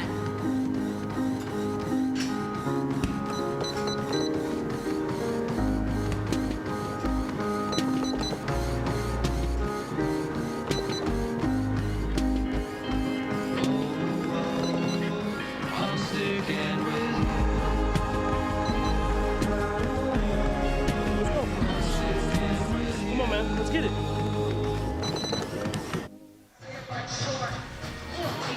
Back here during halftime of the semifinal action in Banco ZK Arena, where the Diamonds lead it 39-25. Chris, this one has been an exciting matchup all night long. We mentioned it was back and forth, back and forth, back and forth. We talked about how Arkansas had been trailing the whole game. They finally tied up, and then we look up and they have a 14-point lead going into the half, Tristan. Jordan Ambrose has been incredible. He's matched Tim McClain the whole game. Arkansas Diamonds defense has come up with big plays. We've mentioned that a lot of the year, too. You know, looking at that first half, I mean, we've talked about back and forth, back and forth, back and forth, but it's like a chess match. I mean, as soon as one person makes a big play, the other team comes right back and matches it. I mean, McClain gets into the end zone early. Monroe, they lead it all game long, and then here comes Jordan Ambrose and the rest of the Diamonds offense. Then Chapman turns around, gets the interception of his own, and he's down at the one, which led to our score being 39-25. Absolutely. Number one, no lead is ever safe, but also the Arkansas Diamonds, 21 points. Bam, bam, bam, just like that. Of course, let's remind everybody what's at stake here. The winner of this one will go on to play in Arena Mania 3, the championship of the Arena League. They're going to play the winner of Nebraska and St. Joseph. Now, that game, I understand, is coming down to the wire itself, which we'll get into that a little bit later. We're not going to talk about it right now, but, I mean, just going back to this matchup, I mean, we came into this one, as you're seeing the bracket, we came into this one thinking, okay, it's hard to beat a team 3 times in the same season. Arkansas, they beat Monroe last week. They beat them on the road in Monroe earlier this season, and everybody was kind of talking about how hard it is to beat a team 3 times, but man, oh man, for Arkansas to get their first lead late in the first half, they're looking like the team that we saw last week. Absolutely, and remember, Tristan, Arkansas won that toss and deferred, so they took a 14-point lead into the half, and they get the ball to start the second half. And the way Jordan Ambrose has been playing, if they could somehow take a 3-score lead and hang on, they'll be playing in Arena Mania next week. Of course, Martez Carter did go down early with the injury. We want to send our thoughts and prayers out to him. Hopefully he is okay. But, I mean, this team has kind of rallied around that. I mean, earlier he goes down, the momentum kind of goes stale for the Diamonds. They get a couple big stops. They force a couple turnovers. And then right on cue, Arkansas, they turn it right around and they get the momentum heading into the locker room. Absolutely. Dilworth has made big plays. Zico, big catches. Zico with a number of first down catches. Zico with the big catch over the wall like we talked about earlier. Zico with the crazy catch, the deflection off the wall. You know, Isaac Zico has been incredible this game. But again, I want to give credit to that Diamonds defense. We don't talk about defense that much in the Arena League, but the Diamonds defense, they just make big plays after big plays after big plays to help this Arkansas team be in the position of what they are. Of course, we'll see the highlights a little bit later, but it seems like all these crazy catches and crazy plays for the Diamonds, they come on the conversions. I mean, last week, Dilworth, that one-hander that gets #1 on SportsCenter's top 10. And then in this one, Zico gets that crazy catch of the wall. When it gets deflected off the wall, it's all for just 1 point. And that's the beauty of the Arena League, Chris. And again, that's not going to surprise me if that makes ESPN SportsCenter top 10 again. Well, just looking at the teams right now, I mean, what do you think the message in the locker rooms right now, starting with Arkansas? Let's continue to put the ball in Ambrose's hand. He's a high IQ player. He hasn't turned the ball over. And let's get that timely pressure on McLean. Well, it's 39-25. You're watching semifinal action right here on the Arena League.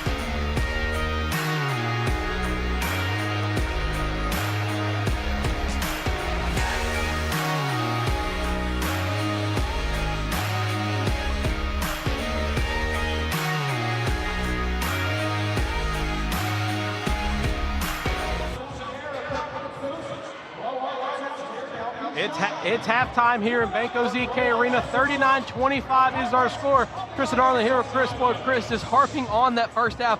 There was a lot of highlights in that first half. Absolutely. A lot of highlights from Timmy McLean. A lot of highlights from Brooks Jr., Ambrose, Zico, Dilworth. Let's go.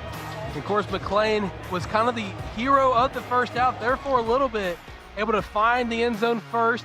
The Monroe Greenheads, they led the majority of the first half, and you're going to see why. Monroe came out swinging. They knew what it was going to take, and then right on cue, Arkansas still found the end zone. They were still able to match.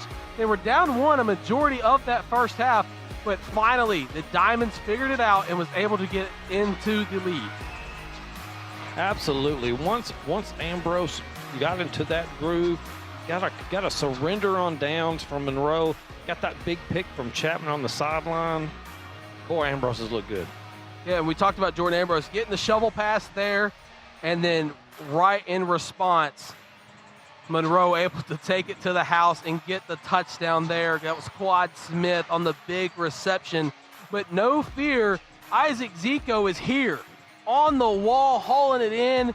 39-25 here at halftime in the semifinal matchup. And man, oh man, if the second half is anything like the first, the fireworks in Hot Springs are going to be going off, and they're going to be going off early. Absolutely. We saw it last week between these two teams. Just an incredible four-quarter game. No lead is safe in the Arena League. We know that for sure. Can't wait for the second half on this one. And again, just talking about it, harping it, just Isaac Zico has been everywhere in this matchup. I mean, it's been one that we have been blessed to be on the call for. But I mean, again, 39-25, the Diamonds lead it. You're still watching semifinal action right here on the Arena League.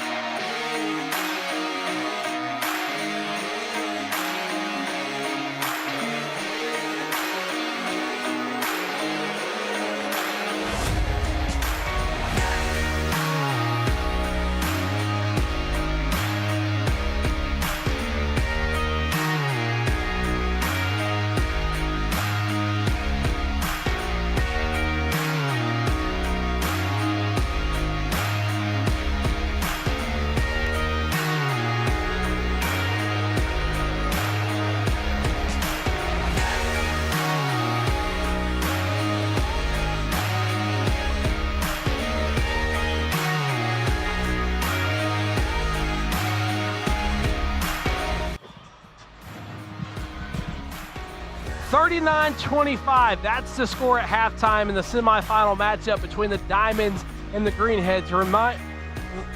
Remember, the winner of this one goes on to Arena Mania 3 to play the winner of St. Joe and Nebraska. Chris, just looking at that matchup, I mean, that game has been back and forth all day long. St. Joe got out to a big lead, and then slowly but surely, Nebraska was able to kind of answer, and they're still fighting. I mean, it's halftime over there too, but looking at the bracket, the winner of this one goes on to play the winner of that one, and then the winners of those two games will determine who hosts in Arena Mania 3. Yeah, absolutely. You know, all these teams are jockeying not only who's going to get there, but who's going to host. That's going to be a big deal. There is a slight possibility that Arkansas could even host next week, Tristan, but that's so up in the air. We still have two halves to play. Like you said, so crazy. St. Joe gets out to a huge lead over Nebraska. In this game, Timmy McClain comes out just swinging, just playing unbelievable. And then we look up and it's halftime and Arkansas has a 14-point lead. Of course, over there, Nebraska scored 26-24. St. Joe leads it by 2, and the Diamonds lead it 39-25 here. It's almost time for the second half, 2.5 minutes away from throw-off. You're watching semifinal action here on the Arena League.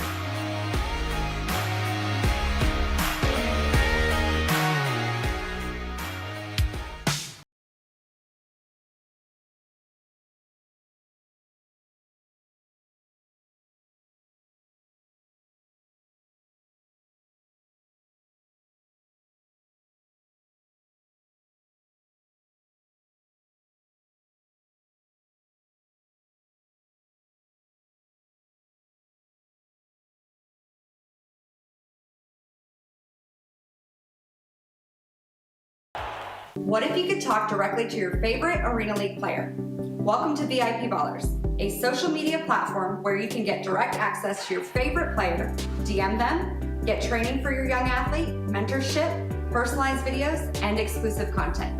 All you need to do is head to VIPballers.com, sign up, and follow your favorite Towel player.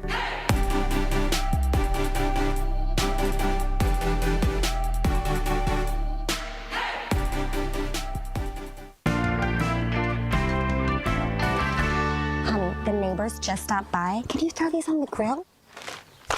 Garage beef? Huh. 5 more minutes. All beef hot dogs. Filled with beer. Honey, where are the gosh dang dogs? 5 more minutes. Garage beef from Garage Beer. What'd you do to these dogs? Almost done.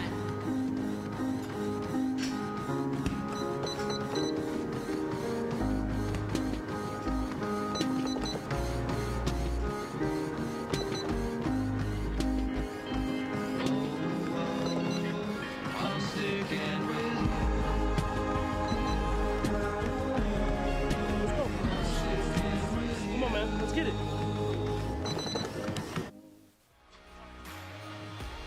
Ten seconds remain until the start of the second half between the Diamonds and the Greenheads. 39-25, that's our score. Tristan Harlan here with Chris Boyd. Chris, what are your expectations for the second half? Well, my expectations are more the first half, right? Great quarterback play from Tim McClain, from Jordan Ambrose. It's a big deal that Arkansas is actually getting the ball. They deferred in the first half. They're receiving the throw off in the second half, up 14. Monroe really needs to have a good defensive presence right here on this possession. Of course, we talked about how explosive both teams have been in this one. Chris, I gotta ask, is it pretty important to have the ball to start the second half? Well, if you're up 14, pretty important because you can have that 3-score lead. Of course, Jordan Ambrose will be coming back onto the field for the Diamonds after the throw-off. If nothing crazy happens, of course. Ambrose, 21 of 35, has thrown 170 yards in this one. He's got 6 touchdowns to his credit here tonight.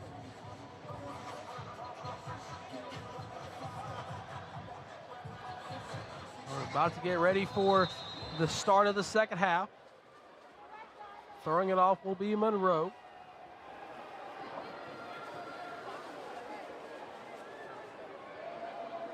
It'll be high but returnable. It'll be caught near the goal line. Burst of speed up the middle. Crockett still going. Crockett has yet to find the end zone on the throw tonight. He's still going, fighting for extra yardage. And he gets brought down near the 15. Monroe says they have the ball, and it came out. We're going to see what the call is. And they're saying Monroe has the football. What an electric return. I bet we get a review. I'll see that obviously the Diamond players are saying he's down, but we did get a call on the field. A fumble and recovery by Monroe. First down. We did get a call on the field of a fumble and a recovery for Monroe. And the ball does come out prior to him being down, so Crockett's first mistake as a returner has been shown. So if the review does not happen, it'll be first down Monroe. They're going to hold play so our official review can look at it. Tristan, you literally said it right before the throw-off. Anything can happen on a throw-off. You literally said it. The previous play is under review. So now the play is officially under review. What they're looking for to see is if it was a fumble, if maybe Crockett was down. You know, we're right here. And Crockett does touch the wall, but the ball does seem to be out, so likely gonna be Monroe ball if the official review deems it necessary. We're right here by the replay official, Ronnie Standridge. He's got a great view.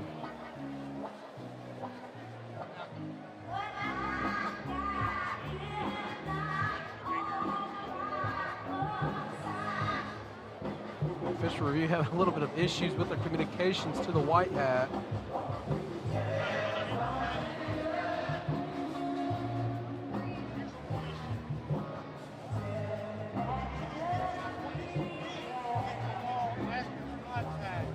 Trying to see what so we're going to wait the official call from the white hat, but from what we heard from the official review to our left, looks like Crockett's feet hit the wall. course, don't want to assume anything here on the broadcast, but per the rule, he should be considered down. Yeah, I think you're right, Tristan. His feet hit the wall right there before we see the ball come out. We're going to see what the white hat and official review going to deem the call to be. But if it's Arkansas football, this place may erupt. Big call coming right here.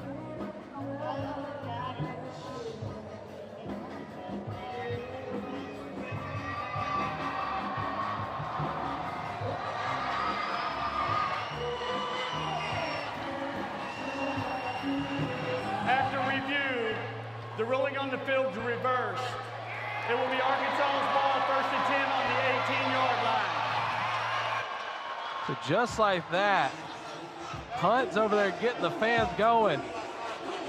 It'll be Arkansas football after the official review was overturned.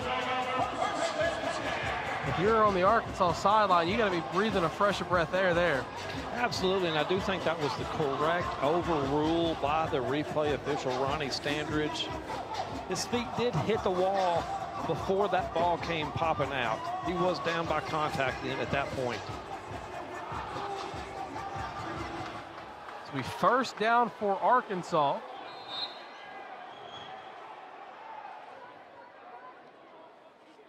Ambrose draws back, pressure coming, has to roll right, throws it, caught by Zico. Zico, can he get in? Yes, he does. Touchdown, Arkansas. One play, one score, Arkansas.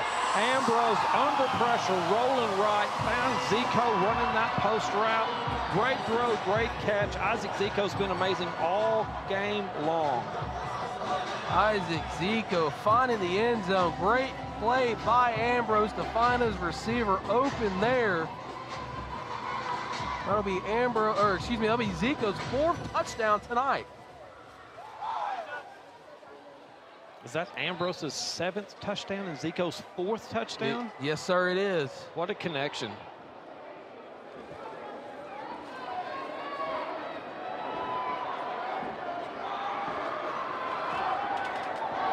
Ambrose, pressure coming, got to get rid of it, just throws it into the crowd. Try is no good. 14-16 left to go in the third. Our score 45-25. The Diamonds with a 20-point advantage, and I just received word that Nebraska has taken the lead over St. Joe. What a game. St. Joe's jumps out to the big lead. Nebraska has fought back. You know, it's kind of what we expected over there, right? Nebraska was the favorite, and then St. Joe's jumped out to that big lead. Of course, not to harp on that one too much because we got a great game on our hands here in Banco ZK Arena.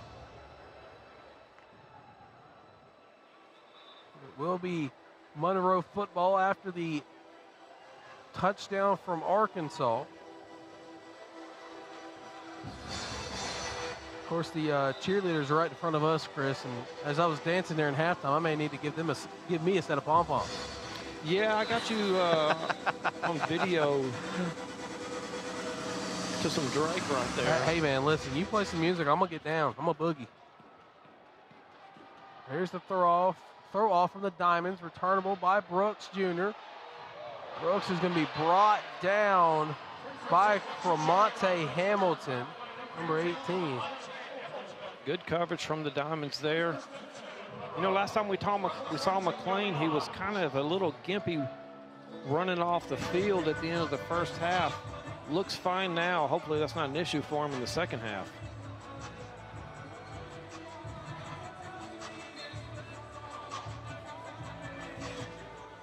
So Monroe will take over their own side of the field.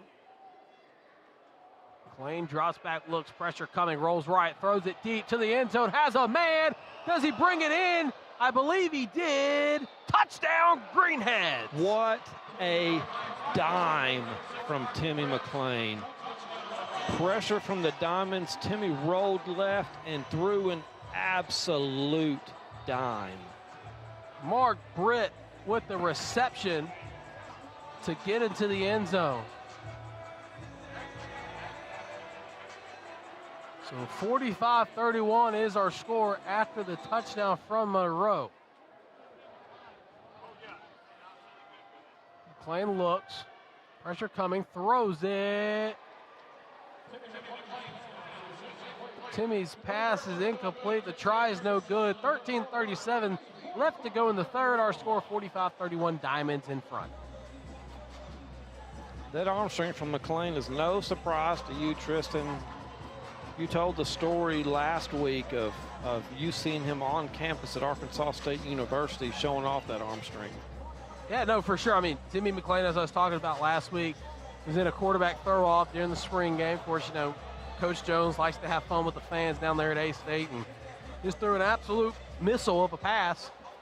I believe it went like 75 yards, somewhere to that effect. And, of course, McLean ended up being at A-State for a little while, then transferred to Bethune-Cookman. Now he's a member of the Monroe Greenheads. Arguably one of the best quarterbacks in the league is Timmy McLean. Absolutely. He threw that one 45-ish yards with just a flick of the wrist.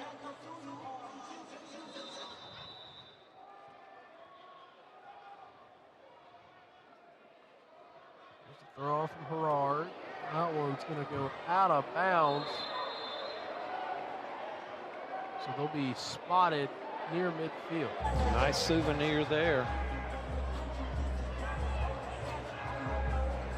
Illegal throw off by the throwing team. By rule, the ball will be placed at the 25-yard line. Spotted at midfield after the throw off goes out of bounds. So it'll be Diamonds football.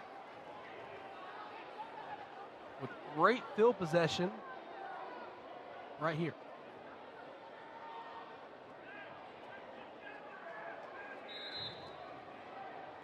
Gordon Ambrose and company comes back out onto the field after getting the one-play touchdown last drive.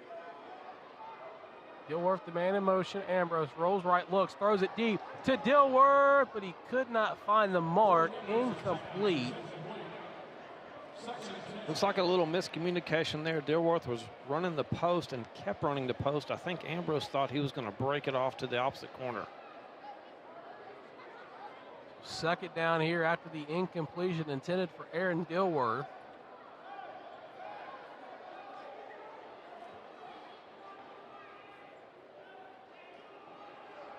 Dilworth going to go on the motion there, throws it, incomplete, heads up, coming our way. Coming here. Delivered via express mail. Looking for Hobbs in the flat. It goes under the risers where the cheerleaders are standing. There's some kids trying to get the ball, but it's third down here for the Diamonds from midfield. Ambrose looks, throws it, caught by Zico. Not enough for the first, but he's fighting for extra yardage, and he'll get down shy of the marker. Zico fought hard. Caught about a 5-yard pass, absorbed the contact, picked up another 4.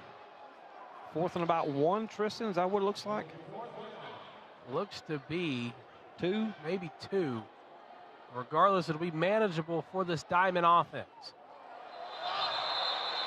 They're going to call the flag. Let's see what the call is.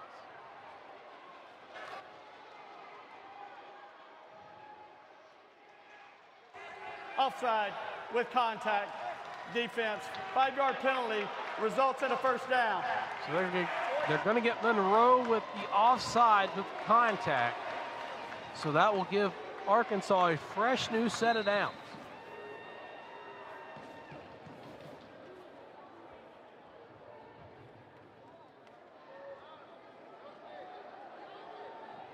Eleven and a half minutes left to go in the third. Ambrose calls the snap, looks, throws it, incomplete. Intended for Zico there, but Zico was not ready for that one.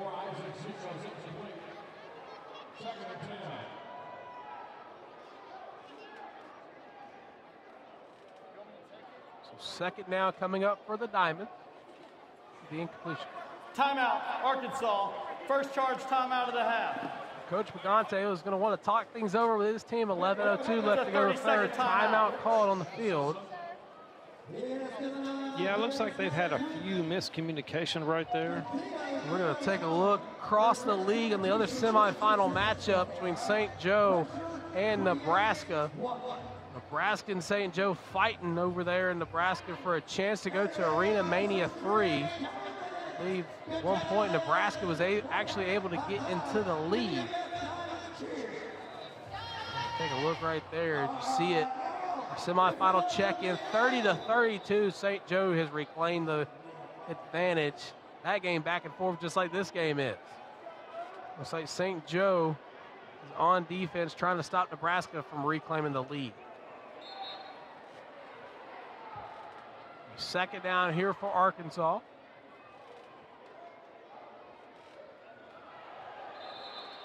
And Ambrose could not get the snap off in time until Dilworth already crossed the line of scrimmage. False start, offense, 5-yard penalty. Oh, that's definitely what Coach Pagante did not want to see coming out of a timeout. It's a false start penalty. So just when they get the 5 yards from the encroachment, they give it right back to Monroe with the false start. So it'll be second and long for Arkansas.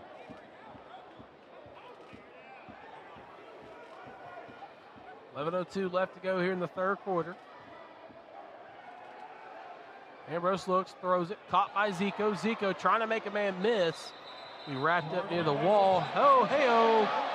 Little extracurricular activities near the wall.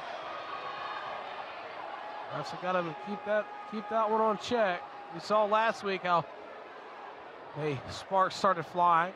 That's right. Late in that game, we had helmets flying, flags flying, coaches being shoved over walls. No love lost between Arkansas and Monroe.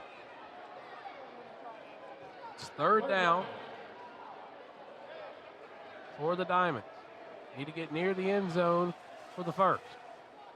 Ambrose looks, surveys, steps up, throws it. Zico almost brings it in, but a flag comes out. We're going to see what the call is. In the neighborhood of some sort of illegal contact by the defense. With the call, official call from the White Hat.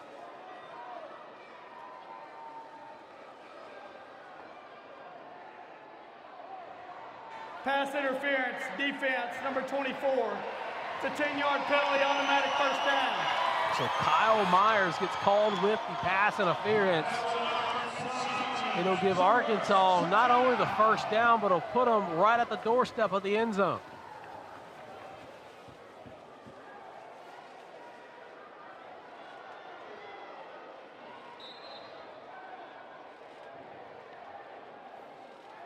So 10 minutes remain here in the third quarter. So Arkansas is changing the play at the line. Coach Pagante barking orders.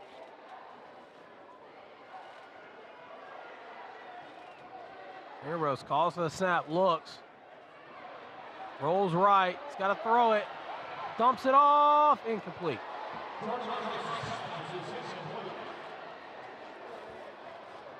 The Diamonds are right there near the Monroe side of the field where the fans have traveled from Louisiana. So you got to think they're getting crazy down there. Absolutely. Ambrose was rolling right into their fan section.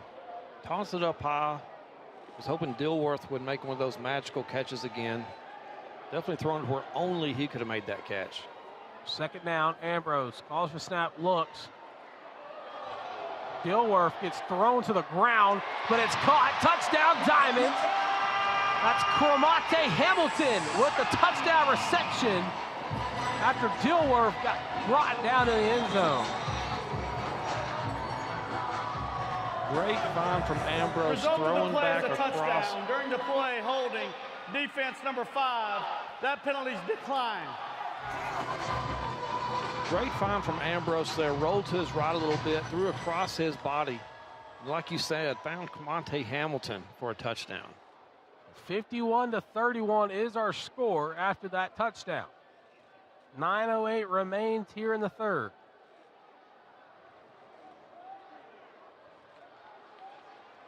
Looks like Arkansas will elect to go for 2 here.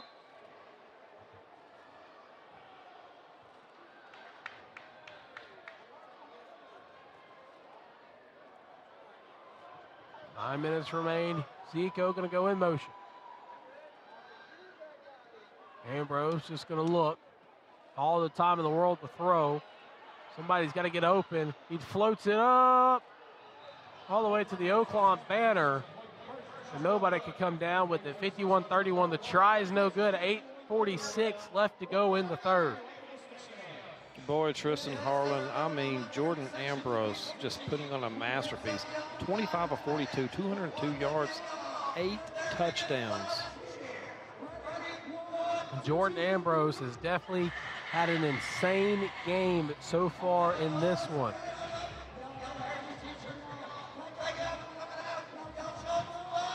It looks like Nebraska and St. Joseph, 36-32, Nebraska in front there. Nobody wanting to give an inch. Everybody's wanting to make Arena Mania 3. The only bad part is only 2 teams can make it. Boy, that's right. 2 great games going on right here. It's like Nebraska just scored to take that 36-32 lead, just like you mentioned, throwing off to St. Joseph. It's 51-31 here, scored by Arkansas. Here's the throw off. It'll be returnable from his own end zone. It's Brooks Jr. Tracy with a little bit of room to run before he's met by a couple of diamonds. It'll be 1st and 10 for Monroe. Good coverage from the Diamonds again. Had really good coverage on the throw-offs tonight. Brooks Jr. got loose on one. They've had great coverage overall. Of course, Crockett got loose on one, able to give the Diamonds great field position.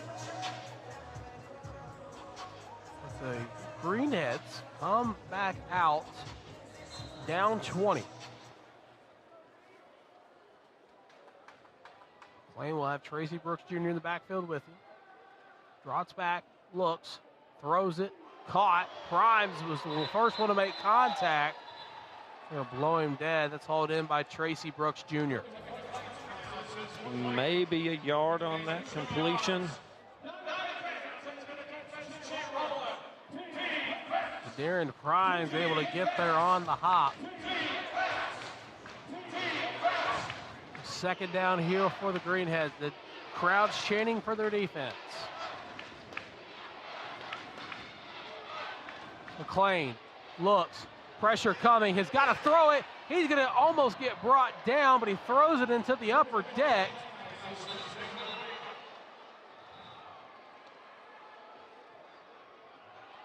Referees are discussing something back in the end zone. There is a penalty flag down on the Tundra. Offside, defense, 5-yard penalty, 2nd down. The Diamonds with an offside call. That'll move the Greenheads up.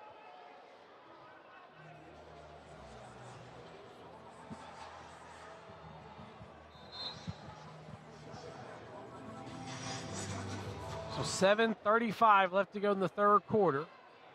2nd and manageable for Monroe. McClain looks, throws it over the middle, incomplete. Britt could not hang on to that one as he fell to the turf.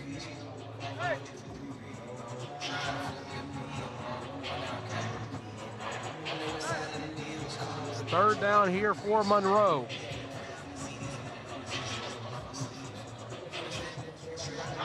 Seven minutes remain in the third quarter. And we need a handful to get to the 1st down marker. McClain sends Smith in motion. Pressure coming. McClain nowhere to go, still backpedaling. He's going to try to take off on his own. Nowhere to go. Prime's trying to get him, but now McClain takes off before he's brought down from behind by Taylor Hunt. But there's a penalty flag back near the 15. Yeah, I think that one's coming back. I think McClain got outside the hash mark before he took off. We'll see what the official call is. Big play here. Big call here.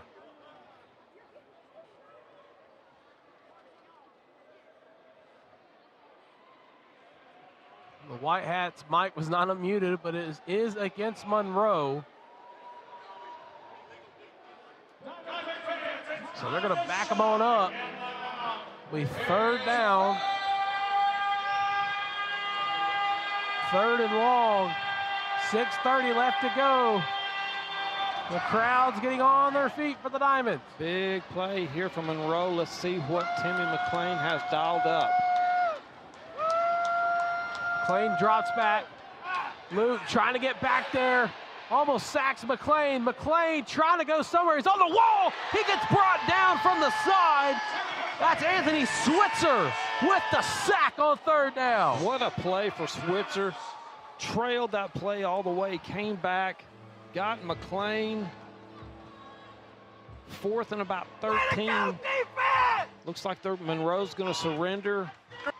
Again, that Diamond defense puts pressure on McClain and comes up with another big play, Tristan. Anthony Switzer was initially beat, but he got back up and was able to make the play to not allow Timmy McClain to really go anywhere.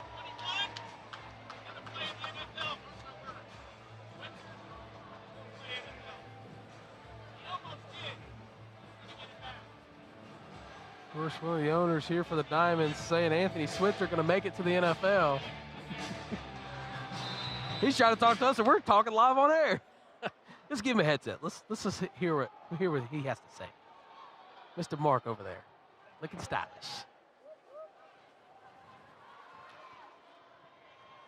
5:50 left to go here in the third quarter. After Monroe surrenders, it's Arkansas football. Ambrose has got to throw it. It's hauled in by Zico near the wall. Brought down, second down upcoming for the Diamonds. Found Zico for Zico's 12th reception tonight. Zico have a day, Isaac Zico. Isaac Zico seems like a name we've been calling all season long here for the Diamond. Second down upcoming for Arkansas. Ambrose, the lone man in the backfield. Ambrose looks, throws it, caught by Zico once again. Zico met almost as soon as he caught the football. Third down upcoming for the Diamonds. Short completion, 3rd and short. Big play from Monroe's defense right here.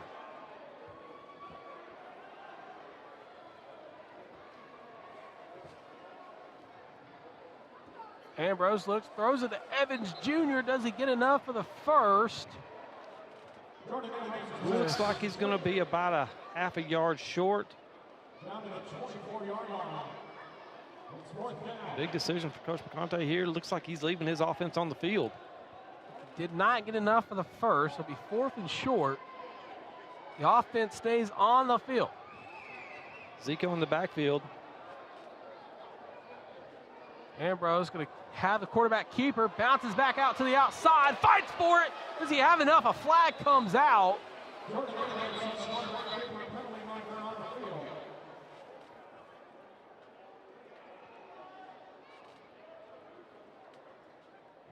We're going to see what the call is.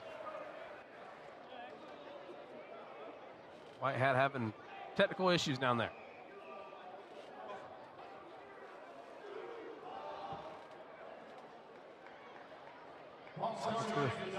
Looks like it's going to be false start against Arkansas. It'll be 4th and long after the penalty. See what Coach Pagante elects to do here. Looks like Ambrose bounced outside that hash mark before diving to try to get that first down.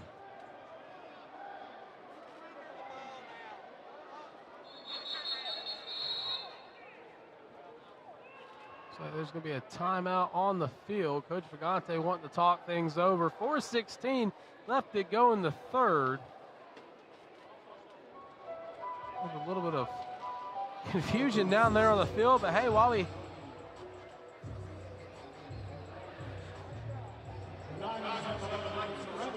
so they have not called a timeout. They've elected to surrender. But official review up here said timeout. Everybody's saying 30 million things up here, Chris.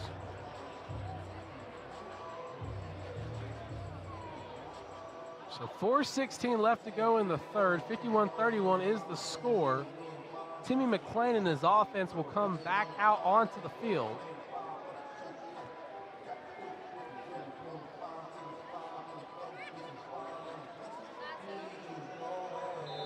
You see what McClain and his offense can do here. They're down 20.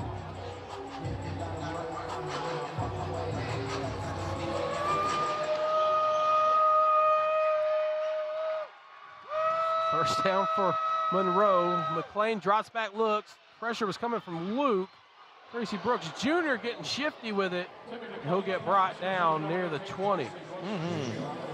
McLean found Brooks Jr. in the flat there. If I've said he's shifty once, I've said it probably 1,000 times. He turned a 4-yard loss into a 4-yard gain. So 3:35 left to go in the third.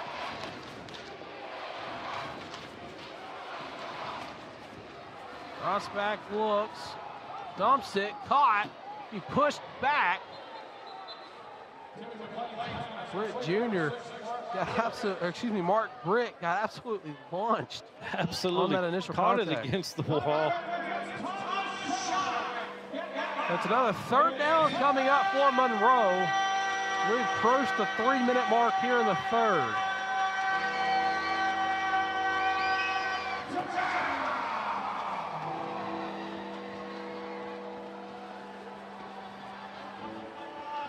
Third and short. Free's going to blow it dead.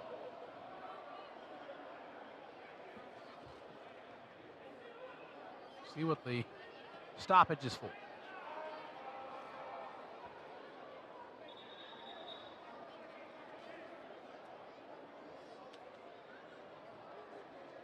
Everybody on the field's scurrying, trying to figure out what's going on. Yeah, it looks like more confusion. I thought Monroe would call a timeout, maybe not. No timeout, third down. No timeout, third down as we've heard. 2:49 left to go here in the third, though. 51-31 is our score.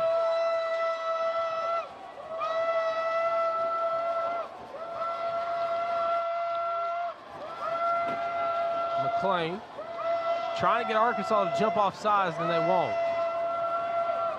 1 second, play clock goes to 0.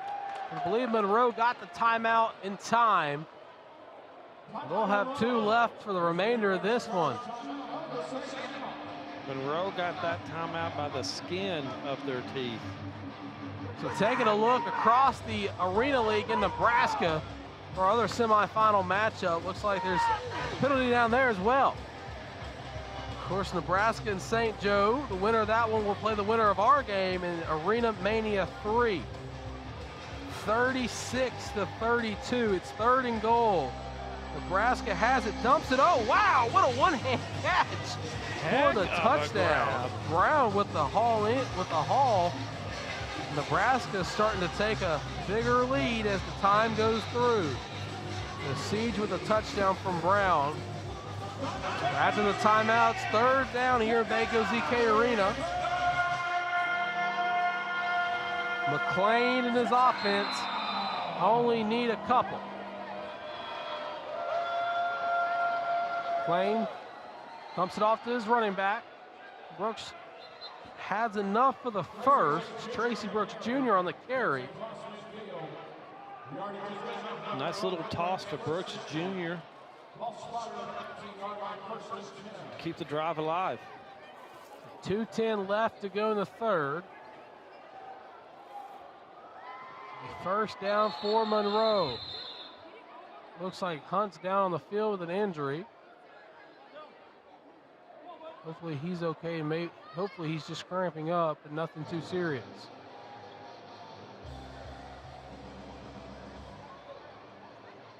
We'll go off for play. 2:02 in the third. 51-31 remaining.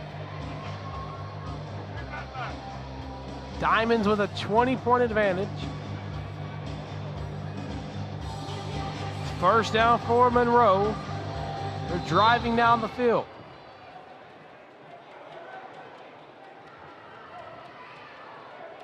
McLean calls the snap, drops back, throws it, bounces off one tackle, spins away from another, but he's met on the wall. That was C.J. Brown on the reception. Boy, C.J. with a great reception.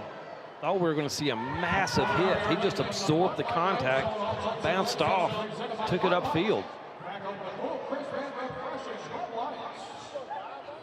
Under 90 seconds remaining in the third quarter. 7 seconds on the play clock. Monroe's got to get the snap off. 2 seconds, 1 second. Clock at 0. The refs did not blow the flag. McClain evades pressure, looks, throws it, end zone, touchdown Monroe. Wide open was the receiver on that play, and he hauled in the easy touchdown. Great find by Timmy McClain, rolling left. Great find. Mark Britt was the receiver that hauled in the touchdown. So 1:05 left to go in the third. 51-37 is our score.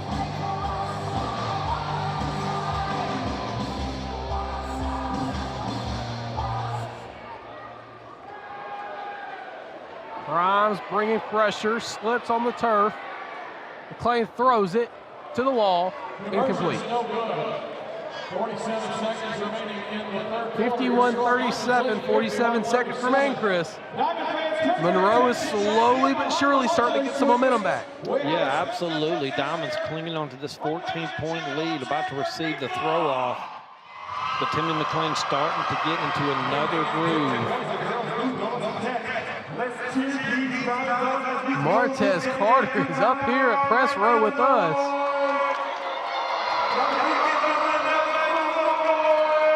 Carter with the Cowboy hat, firing the crowd up. Martez Carter igniting the Arkansas Diamonds fandom in the remainder of this third quarter.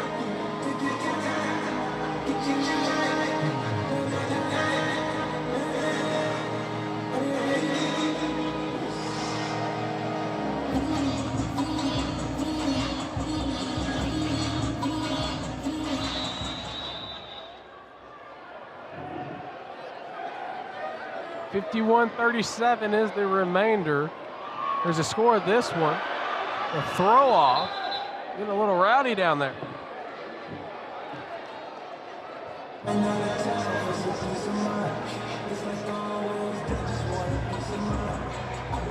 All right, Jordan Ambrose, 14-point lead.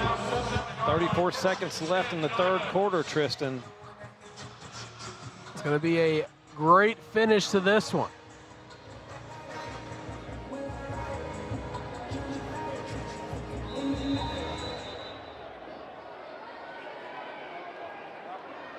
Be Arkansas football. Time winding down. Dilworth, the man in motion. Ambrose looks, throws it to Dilworth. Dilworth fighting for extra yardage. Brings it in. 10 seconds remain here in the third quarter. Likely just going to let the clock expire. 3 seconds. And the Diamonds will sit on it. The third quarter buzzer will sound as we head to the final 15 minutes of this semifinal matchup. The Diamonds lead at 51-37. You're watching semifinal action here on the Arena League. Oaklawn Hot Springs is here for when you need to break away, when you want to reconnect, when you say yes, when you deserve to treat yourself, when you decide to roll the dice, when you need to refuel, reset. It's all here. So what are you waiting for? Plan your stay at Oaklawn Hot Springs and come join the fun.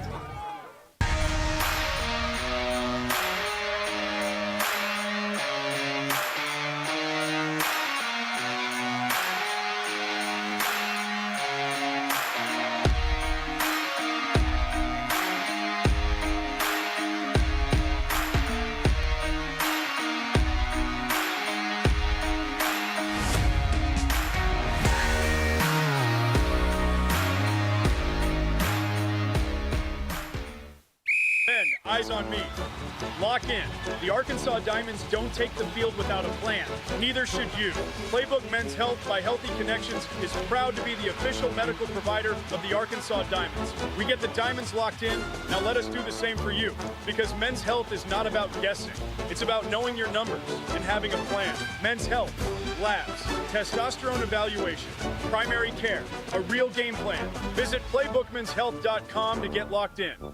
When it comes to buying a vehicle, trust makes all the difference. For nearly 60 years, families have trusted Allen Tillery Auto for fair deals and outstanding service. As a family-owned and operated dealership, we believe buying a vehicle should feel simple, comfortable, and personal. And with a team that takes service seriously, our experience stays just as polished after the sale. At Allen Tillery Auto, we don't just sell vehicles, we treat you like neighbors. Come see us today or visit allentilleryauto.com to browse our inventory.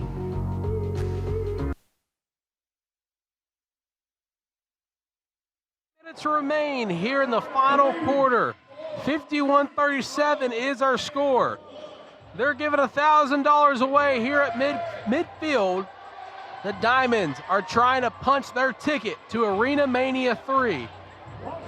Speaking of money, this game has been money, Tristan Harlan. So it'll be Arkansas ball.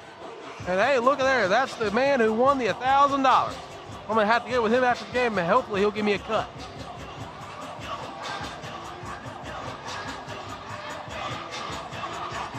So the Arkansas football as we start the final quarter of play.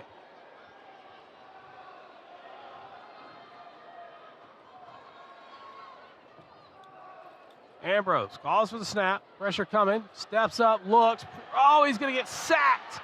Wrapped up and dropped in the backfield by big number 93, Trey Harlan. A lot of pressure came from Monroe. Ambrose danced around the first one. Couldn't dance around that second defender. Dropped him for a big loss. Turned a second and manageable now into third and about 12. Arkansas deep in their own territory.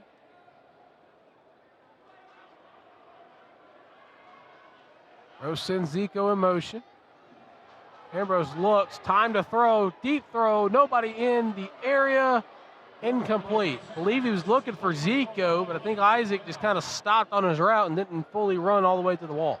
Yeah, looking for Zico. Zico was settling there in the zone. Ambrose assuming he was going to continue that route to the wall. Arkansas will surrender, so it'll be Greenheads football with 14:05 left. You just mentioned the momentum from Monroe. Big defensive hold right there. Now Timmy McClain gets the ball back down 14. They were just down 3 scores. We've talked about no lead being safe here in the Arena League. We've seen it time and time again. Absolutely. We've seen 2 and 3 score leads get eliminated just like that. And if you're a Diamond fan, number 7 from Monroe is not who you want to see with the ball in their hands.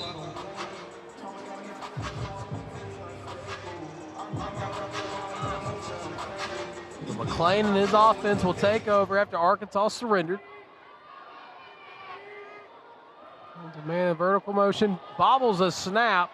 McClain looks, pressure coming. He's just so fast around the corner. Chunks it deep, incomplete. Intended for Quad Smith. Man, that would have been a beautiful pitch and catch if they could have came down with that one. Gorgeous throw, just a little out of reach for Quad. Second again, down. Timmy McClain can just turn nothing into something in the blink of an eye. Second down for the Greenheads.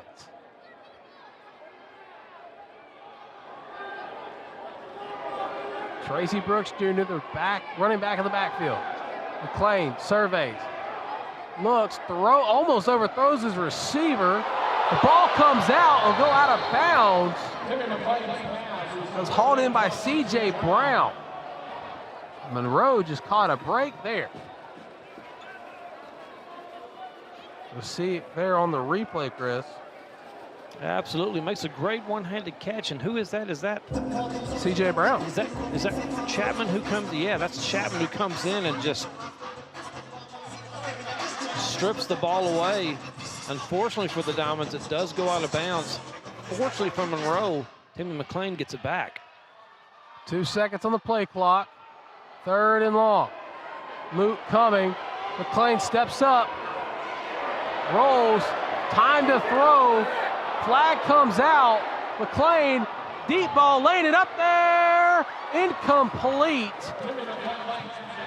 Gonna see what the dirty laundry's for. It's way back in the end zone.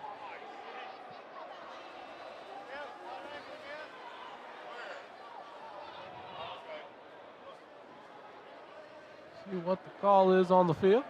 Waiting for the call, but McClain laid a beautiful ball up for Brooks Jr.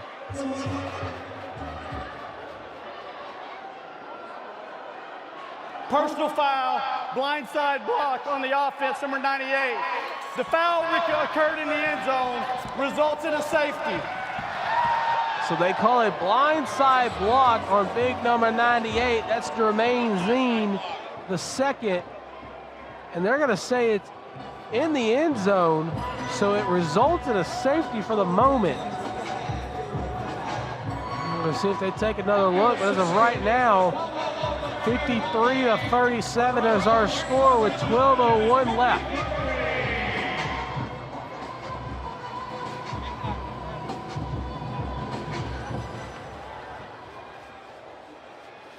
In a game where the smallest thing could be the most detrimental part of the ball game, a blindside block like that is a momentum killer.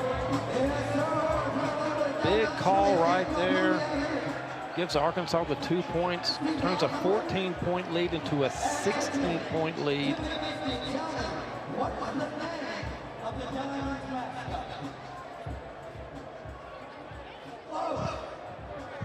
Getting ready for the throw off. 12:01 left in this one. Of course, remember the winner of this game goes on to Arena Mania 3 to play the winner of the St. Joseph Goats and the Nebraska Siege. We'll get you a scoring update here in just a moment. For right now, the Diamonds have all the momentum after the safety. Absolutely. The momentum was swinging Monroe's way, and now Chapman's back to receive the throw-off. Returnable.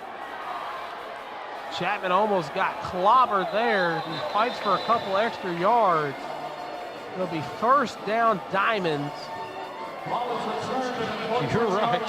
Chapman was able to just slither through and avoid some major contact. So Nebraska with an 11-point advantage over St. Joseph. 49-38 is the score. They have about 8:40 left in that one.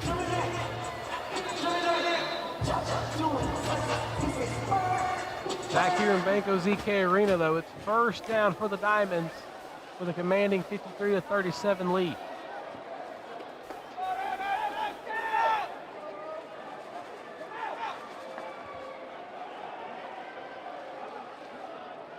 Ambrose calls the snap, pressure coming, throws it. Heads up, Tristan Harlan, that was for you. I was too short. That kind of hurt my knees, not gonna lie. You didn't raise up in time. That'd been a first down, too. That's why I stand up, ladies and gentlemen. Come down the reception. That's a first down for the Diamonds, Tristan. Well, I also would have had a souvenir to take home. Absolutely. Not only am I got to keep my head on the swivel, but D-Call's got to keep his head on the swivel. Ambrose calls the snap, looks, steps up, throws a beautiful ball to Evans Jr. Does he come down with it? And it looks like he does. First down, Diamonds. Evans Jr. had a defender draped all over his back. Comes up with the play. We're going to see it right here. Absorbs the contact before the ball gets there. Evans Jr. makes big plays. We've talked about it before. The entire Diamonds roster makes big plays. Ambrose going to run on the quarterback keeper, fighting for extra yardage. Gets maybe a couple.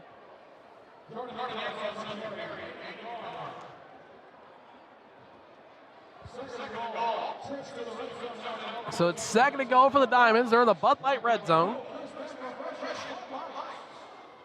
10 minutes remain in this one. Ambrose calls for snap. Got to step up. Throws it. Off the wall. Incomplete. Intended for Hamilton. So third down coming up here for the Diamonds.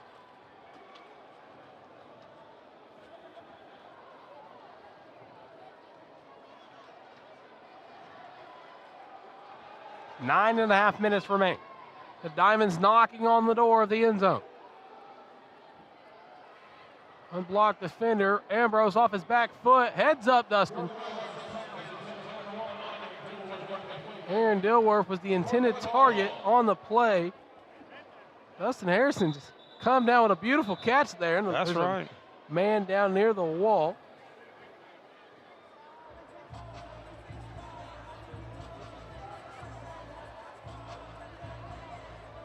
There's a little bit of a stoppage for an injury. Of course, remember the winner of this one goes on to Arena Mania 3. Diamonds made it last year when they were known as the Wise Guys. And Coach Pagante, the reigning Coach of the Year in the Arena League, looking to make it back to the promised land to bring a championship back to the natural state.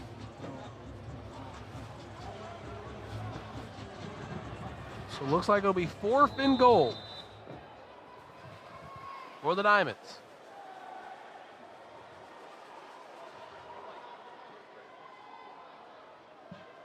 Ambrose sends Evans Jr. in motion. Pressure coming, Ambrose. Got to get rid of it. Throws it. Zico could not come down with it. Incomplete. They were looking for a pass interference call, but they did not get it.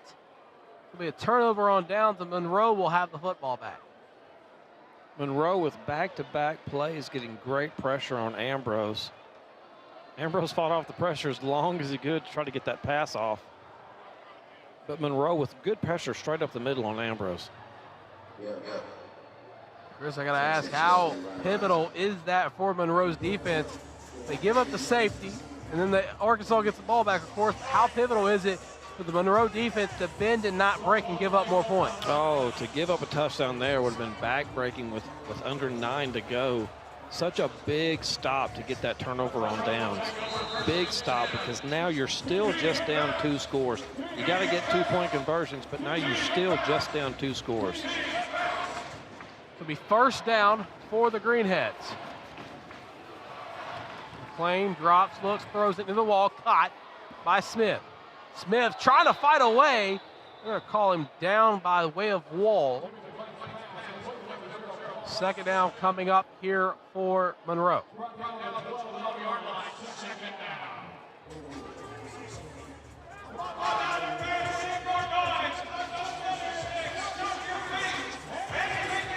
So second down for the Greenheads. Monroe going empty. Pressure coming, McClain evades, pump fakes, throws it cross body, almost intercepted by Crockett, but Crockett could not hold on to it. Incomplete, third down coming up. I mean, Crockett saw that, made a break on it. You know he wants that back. He read McClain's eyes, broke across the middle of the field. That would have been a major interception. So third down coming up here for the Greenheads. 7:40 left to go.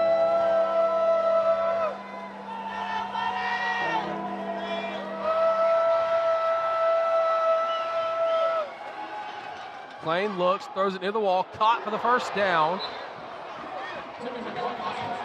Shaquez Vaughn with a big hit on Frederick Lloyd. Hit on the sideline.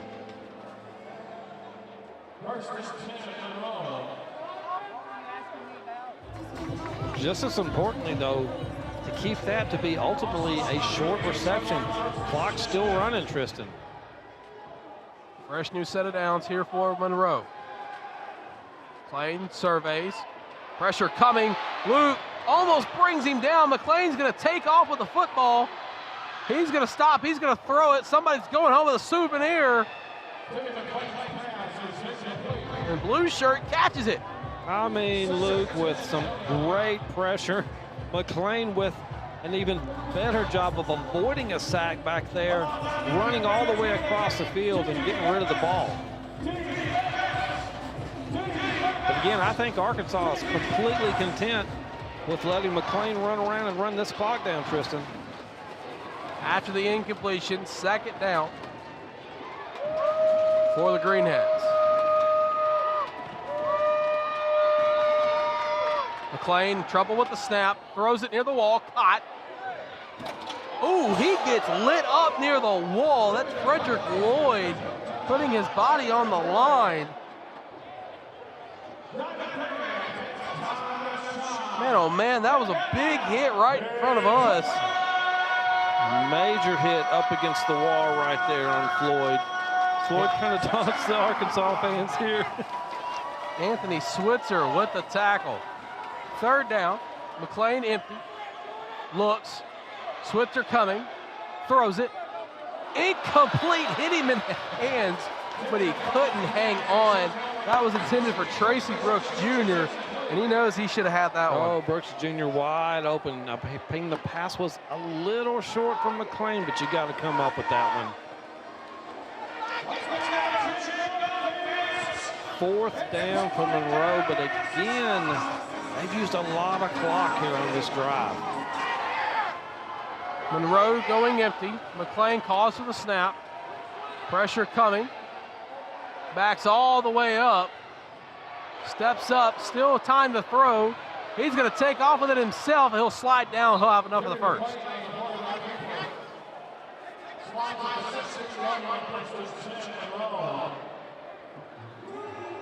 Chapman slow to get up there. He's able to get help up from his teammates. Big time fourth down scramble from Timmy McLean to not only keep that play alive, but to get that first down.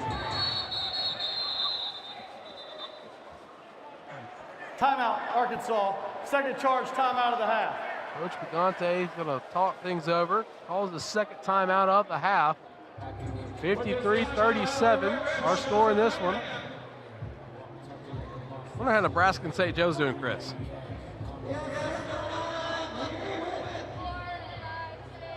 It's 55-45. Nebraska is in front by double digits. Yeah, Nebraska got down big in that one, but wow, what a second half from Nebraska right there. Nebraska, of course, was down there at the beginning of the game. They were able to come back, fight from behind. Similar to what Arkansas did, they were down by one and multiple points of this ball game. They were able to get the lead going into the halftime break. Now with 4:32 left to go in the final quarter, you see the score 53-37. 4:32 left in this game, about 3:30 left in the Nebraska-St. Joseph's game. After the timeout, it'll be first down for Monroe. McLean, Hunt coming off like a rocket. Punt fakes, Hunt's on the chase. McLean able to dance around. Prime's trying to bring him down, and he does. I mean, what an amazing defensive possession right there from two pass rushers. Hunt with the blitz made McLean dance all over. The Diamonds finally able to get the sack after they've been in the backfield all game long. That game in Nebraska coming down to the wire. The score now 55-51. Here in Arkansas, in Banco ZK Arena, 3:50 remains on second down. 53-37 our score. Monroe going empty once again. McLean drops back, looks. All the time in the world, throws it, caught. Almost makes one man miss. That's Britt on the reception. He'll have enough of the first down. Absolutely. Britt sat down right there, ran his receiver deep, sat down early. McLean found him. It's like first and goal from about the 6. We'll be in the Bud Light red zone. That clock's still ticking though, Tristan Harlan. McLean sends the man in motion. It's Britt in the corner. McLean steps up, looks. Got to get rid of it. Finds an open man. Touchdown, Monroe. It's Frederick Lloyd with the reception in the end zone. Monroe scores, but did they waste too much clock? McLean just exhausted after that drive. That was about almost a 6-minute drive there. You don't see too many 5 to 6 minute drives in the Arena League. So 53-43 is our score with 2:59 remaining. Monroe obviously going for 2 here. Going to try to cut it down to that 8-point game. Britt sent in motion. McLean looks, pressure coming, and Zico gets in the backfield for the sack. Isaac Zico, the freak athlete. Isaac Zico, who has had 13 receptions for 120 yards and 4 touchdowns with a massive sack on the 2-point conversion attempt for Monroe to allow Arkansas to hold on to this 10-point lead with under 3 minutes to play. What a massive play from Zico. Isaac Zico making a strong case for our player of the game, and there's still 2:41 left.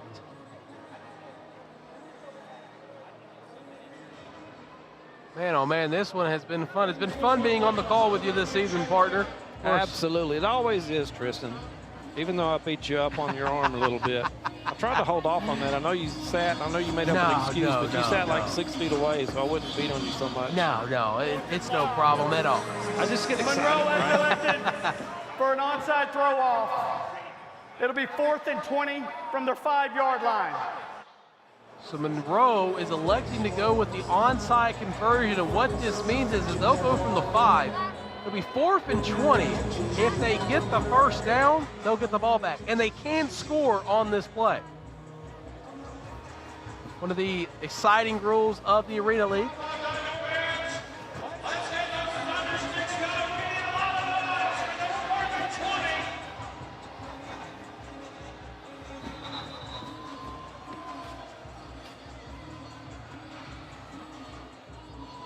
So Monroe needs a 4th and 20.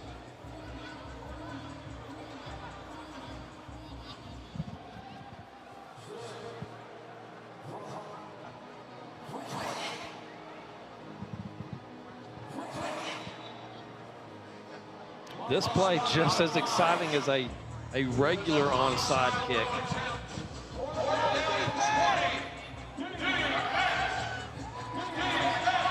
Fourth and 20 onside right here, Tristan.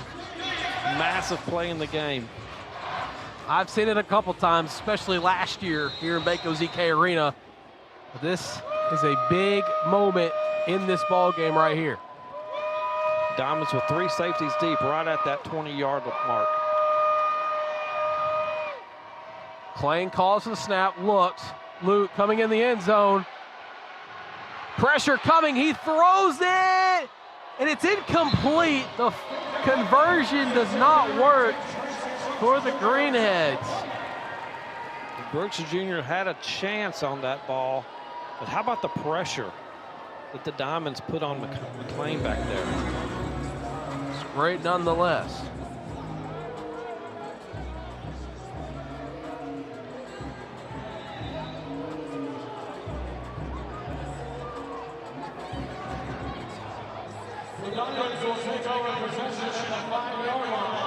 So 2:41, 55-51, 2-minute warning between Nebraska and St. Joe. I think everybody here on, Media Row is on their feet, not only for this game, but for that game as well. The only person sitting down is Decon over there. So after the conversion failed, it'll be 1st and goal for the Diamonds. Empty set, Ambrose. Does not get the snap, and Dilworth jumps. Ball start, offense number 1. 5-yard penalty, Offside. first down. Aaron Dilworth, his 4th false start penalty tonight? A lot of mistiming out there on the snap and the motion.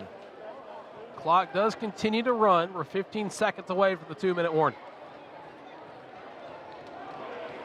Arkansas will have to stamp at about a 2-second difference between the play clock and the game clock. Ambrose calls the snap, looks, throws it. Zico over his head, incomplete. I think Zico just did not want to try to jump for that one. This will be a 2-minute timeout. The 2-minute warning is upon us. 53-43 our score. You're watching semifinal action right here on the Arena League.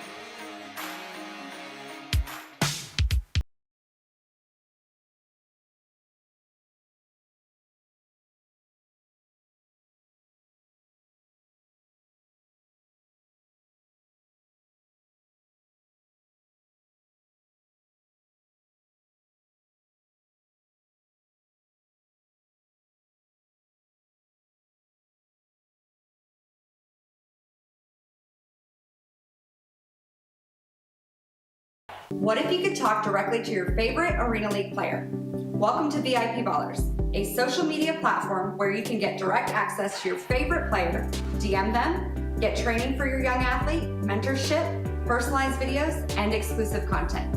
All you need to do is head to VIPballers.com, sign up, and follow your favorite Towel player.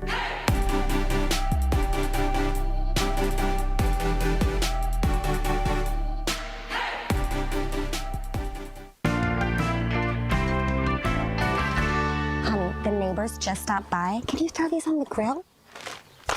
Garage beef? Huh. 5 more minutes. All beef hot dogs. Filled with beer. Honey, where are the gosh dang dogs? 5 more minutes. Garage beef from Garage Beer. What'd you do to these dogs? Almost done.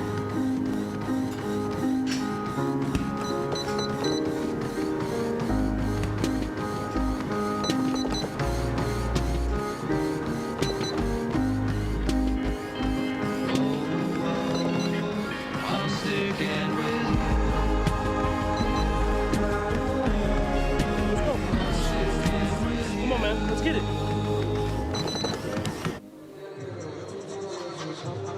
Back after the 2-minute warning between the Diamonds and the Greenheads. 53-43 is our score here in Banco ZK Arena.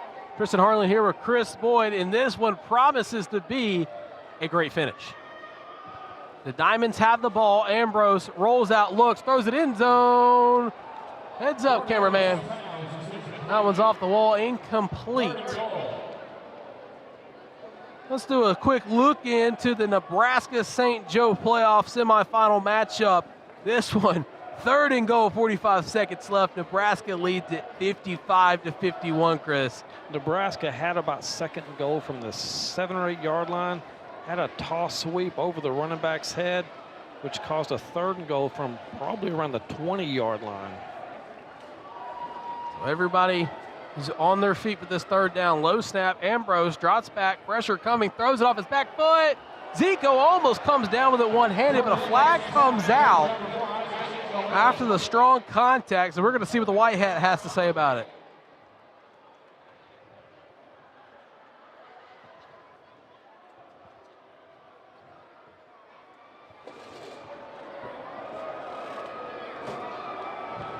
Waiting the call from the white hat here.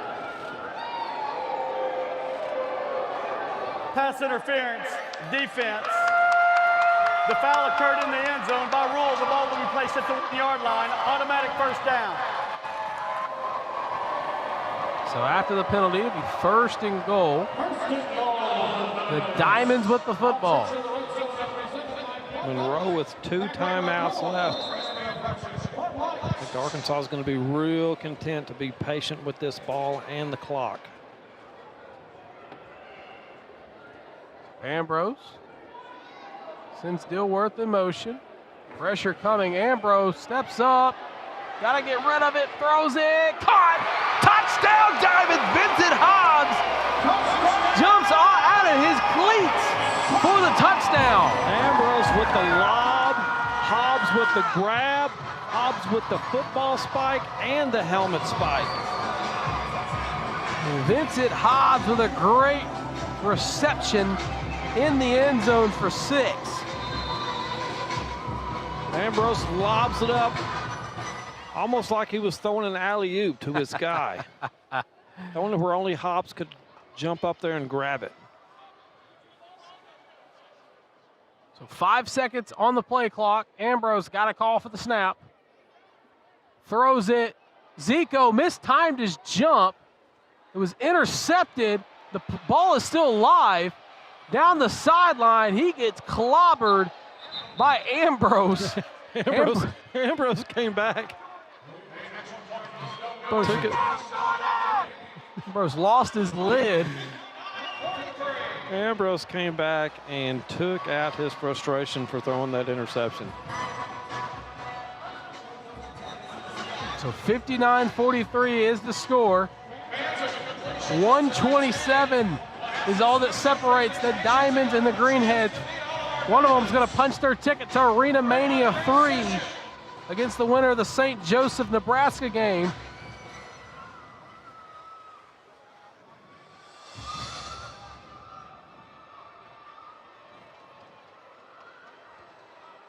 Just a quick update in Nebraska.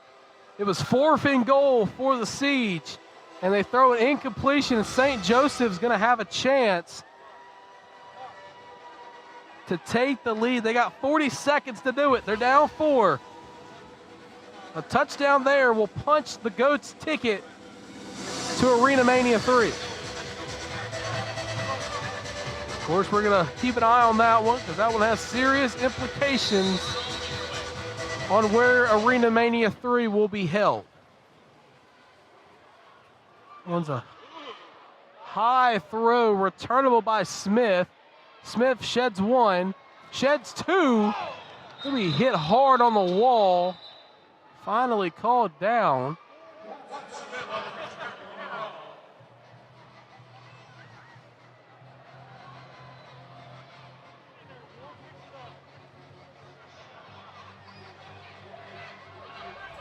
So the Diamonds.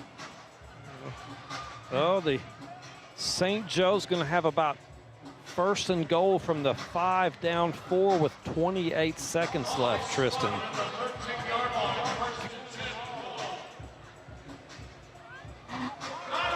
So 120's left in this game, 28 seconds left in the other game. St. Joe with a 1st and goal. Monroe with a 1st down.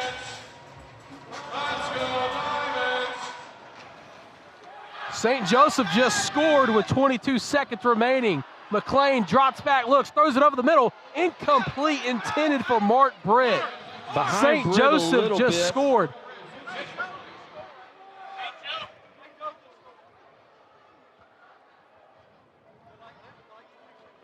So minute 15.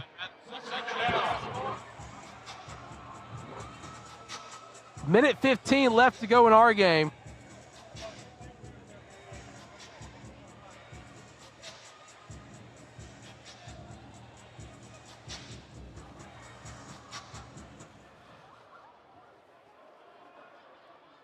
Second down, McLean looks, pressure coming, throws it. It's going to be caught, but he's met by a big-time defender. I believe that was Switzer on the tackle. Switzer kept in front of him, made the big tackle, picks up the down marker, plays the guitar. So 50 seconds, the clock continues to roll. It's 3rd down for the Greenheads.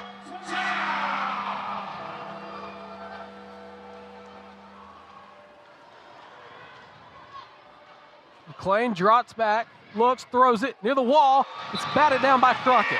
Big breakup by Crockett there.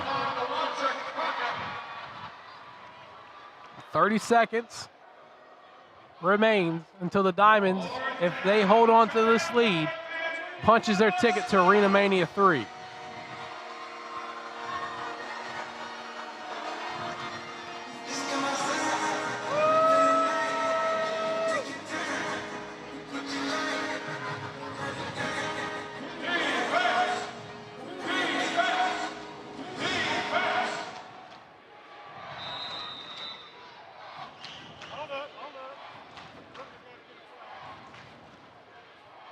A little confusion here.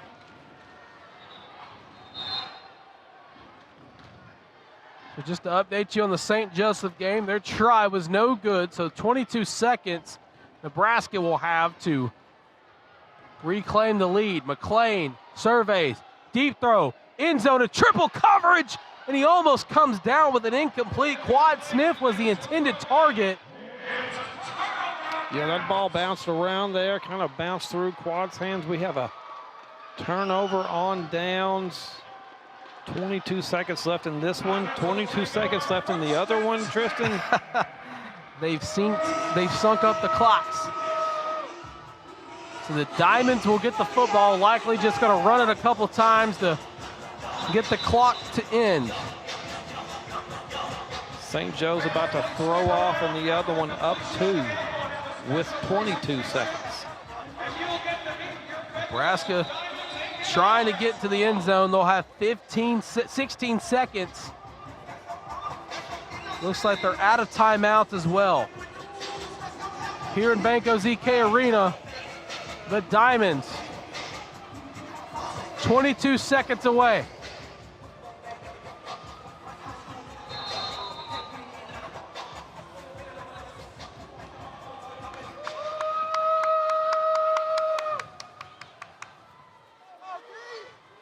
Ambrose victory formation will kneel the ball, and the clock will run.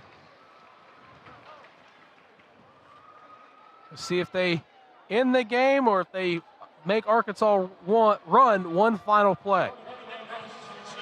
And they will not make Arkansas run another play. As the buzzer sounds, Arkansas has clinched Arena Mania 3, and St. Joseph on the other side has also punched their ticket to Arena Mania 3. So next week, it'll be Arkansas versus St. Joe for the championship in the Arena League. Arkansas gets back to the Arena League championship game. Tristan, back-to-back years. They fell short last year. I know everyone's going to be excited for this matchup versus St. Joseph's. 59-43 is our final score. We'll take a break. We'll be right back. You're watching semifinal action here on the Arena League.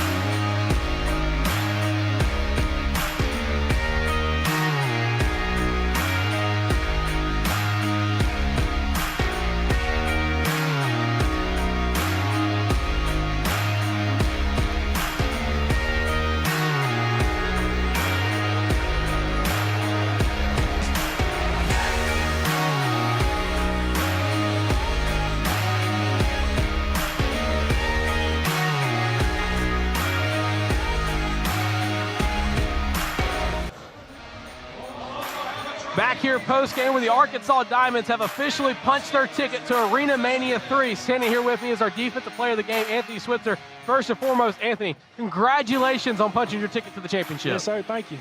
So, of course, walk me through this game. Of course, you guys played them last week. You knew what Timmy McLean was going to do, but what went into your preparation ahead of this playoff matchup?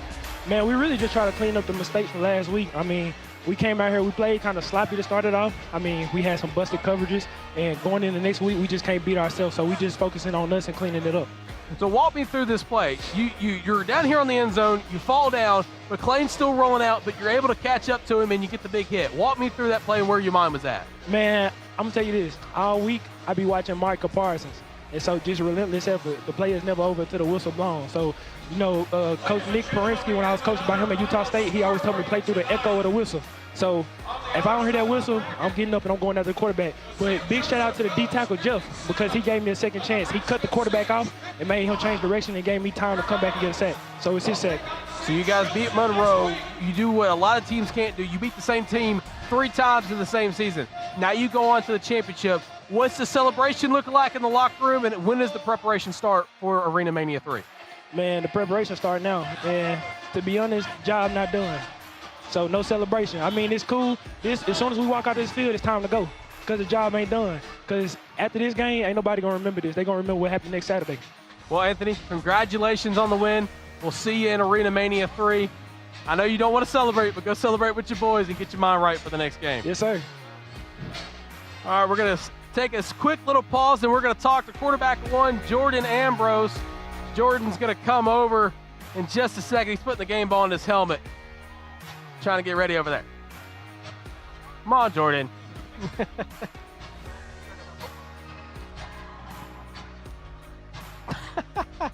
Jordan's got his gloves on, so you got to give him a second.